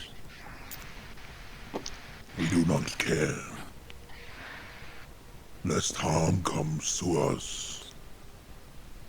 Fair enough. You can see Huxley joining in with the feasting lichens. Like at first like gleeful like a puppy and then becoming more wild, and it's almost like his features become more dog-like, like growing more hair and like kind of fangs, Wait just a sec. and becoming almost also bigger and more muscly. What? Before you get all acclimatized and whatnot, can you go over and ask that person in the cage if they want help? And then do your little change thing and then ask if they still want help. Just as kind of a test thing. Wait, what do I change? Whatever you feel like. Right. Sure. Like, wipes his mouth, just like smeared with food.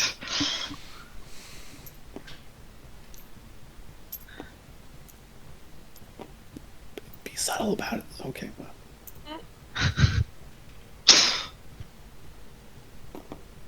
Oh. The meantime, Soleil leads over to Ablin. So what do you think? Should these guys know about those friends of Naria?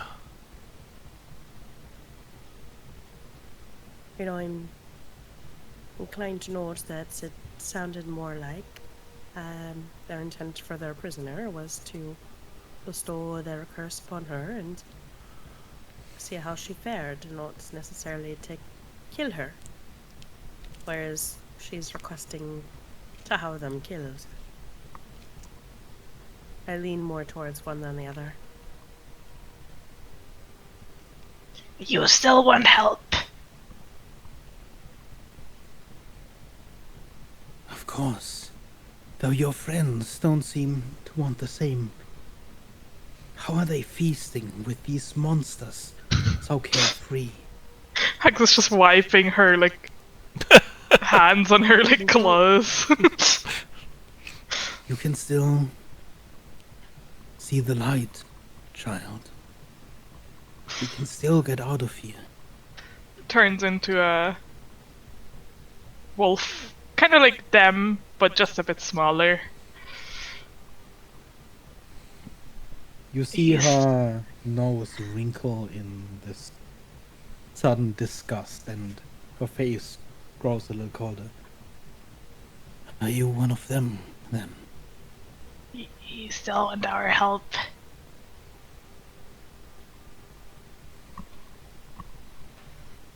I would, but I know your kind wouldn't give it. Not without a price much worth. My kind? Lycans. Oh, I'm not a lichen. I don't think so, at least. Is it a spell, then? No, it just kind of happens. Turns back into herself. Listen. The others do not seem to care. But I know you are not yet lost. Free me. Get my friends. Let us return to the Order.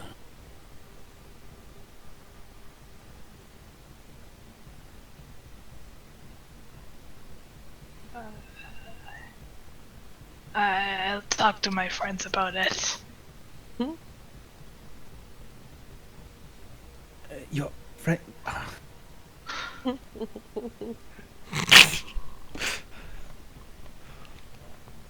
I don't like her very much. That's the feeling I got too. Then we understand each other on another matter.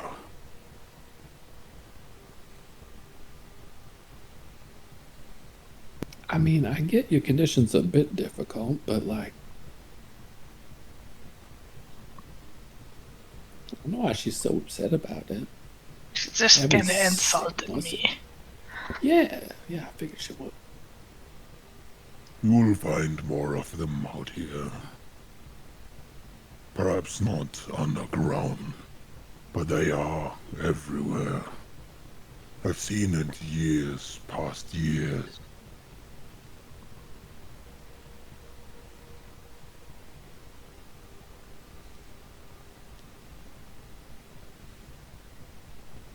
Ellen will kind of glance to Soleil to see what he wants to do.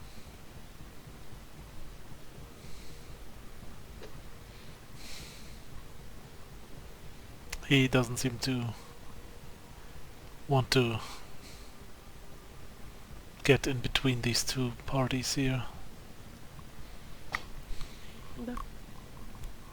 Just gives a slight nod.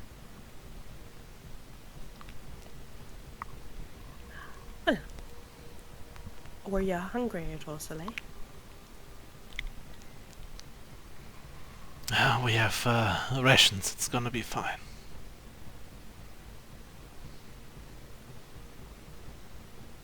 Like, some of the meat is roasted, right? A lot of it is. Most of it is. There was some fruits Just sort and of stuff. cooking there. There is fruits as well. There is water in the large jugs, and of course your ale is also still making the round. I mean, help cut down on some of our supplies. It would be rude to not,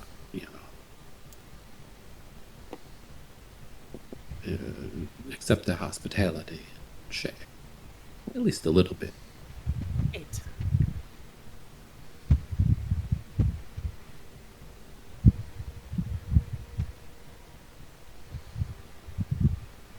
But after you, Rhett.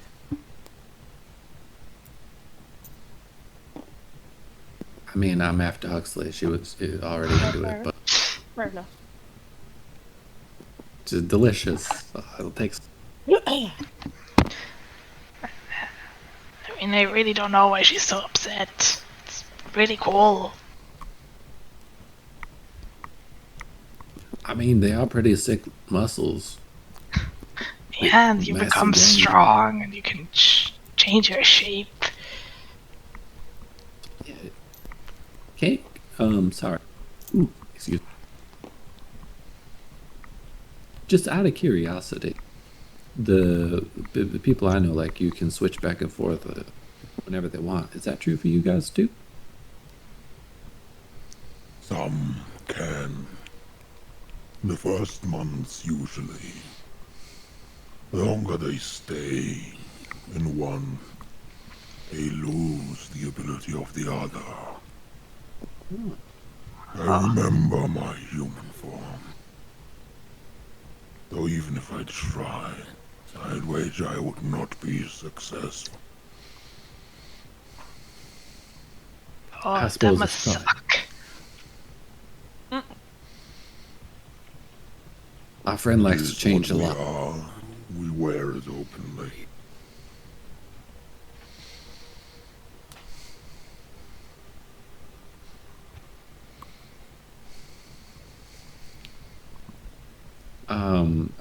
You mentioned Varric was a bit hurt, and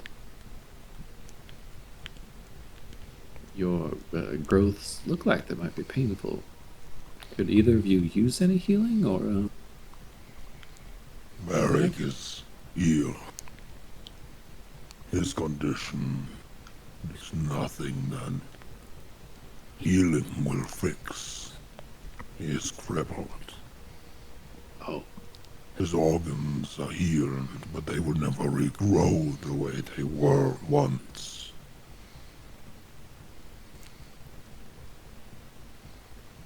My age comes with its own problems, but they are mine.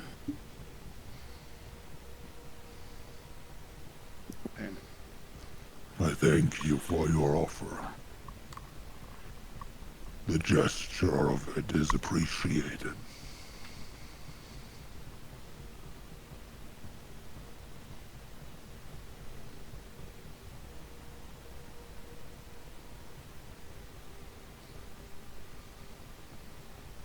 I think we should probably eat and then be on our way. As you choose, you are free to leave at any time. Should you choose to stay, you may rest the night.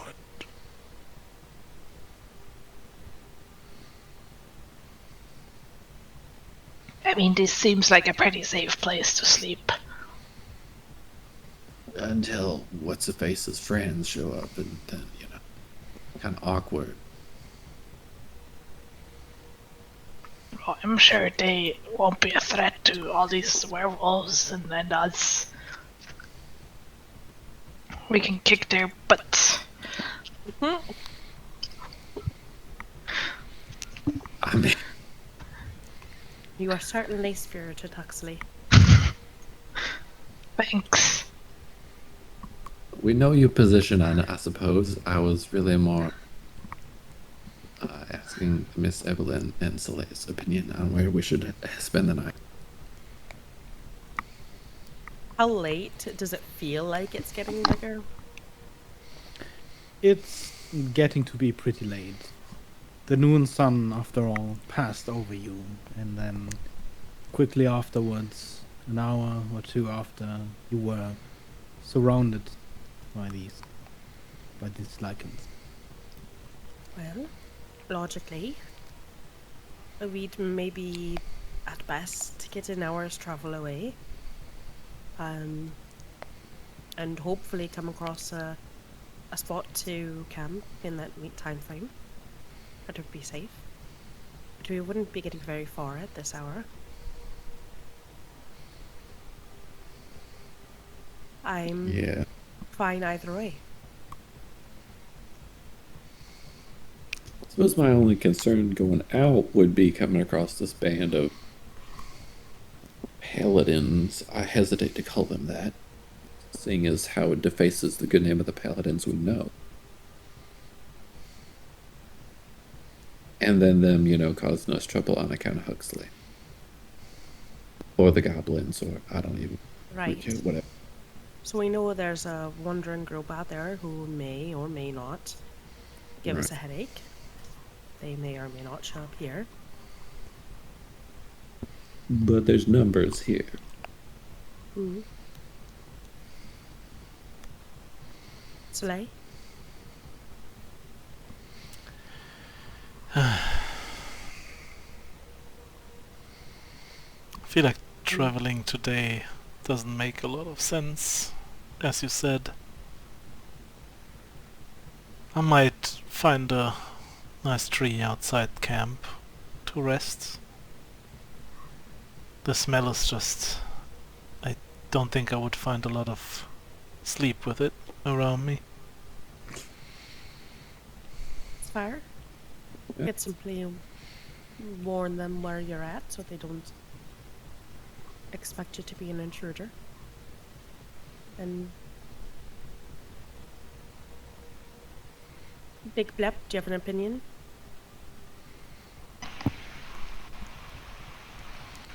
Well, I don't know if I trust these things, but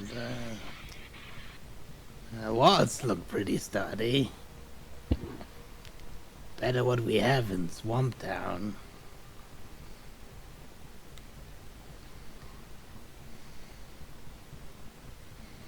It's simply a matter of, do you prefer your chances here or out there? Oh, Calm evening. I mean, they seem amiable. They're already eating, so I don't think they're gonna eat us. Valid.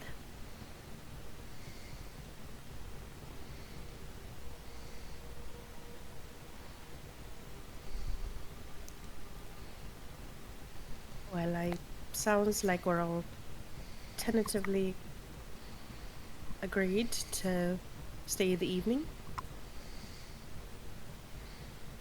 Alright. Just let them know that I'm outside. Right. That we can do that.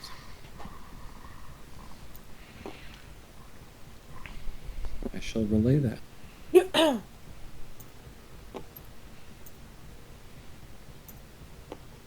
Okay. You spend the rest of the evening sort of... I guess you could call it socializing. There's still this underlying tenseness as, you are between these creatures much larger and definitely acting a little bit more feral, but they seem to be in good spirits. They have a sense of humor about them. And you spend the rest of the evening partaking in the feast and drinking. And I'd say as you take the long rest here, this is also where we'd call it for today. I had just one question for this guy. Okay. Out of curiosity, completely theoretical, if Narya over there were to want to make amends for her actions, would you consider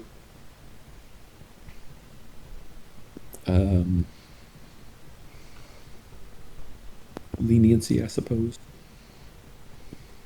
Again, completely theoretical. It certainly doesn't appear that she would, but Perhaps. But as you say, she shows no remorse. This Yeah. is hypothetical. But if someone were to wrong you and show remorse, you know, you would consider.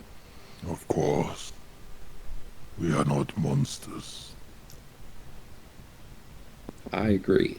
He says through a very toothy grin. That was my last question. It seals it in my mind. And on that note, we're ending here for today. The worst problem. Thank you so much. The worst problem for me was I, as a player, really love these guys. But Soleil just Mhm. but Soleil just can't. Now I can delete the combat music. But I was thinking if it were to come to a combat, it would be like the second you surround them. But yeah. And we will pick this Yeah. up next time at Rhett on our hopefully side.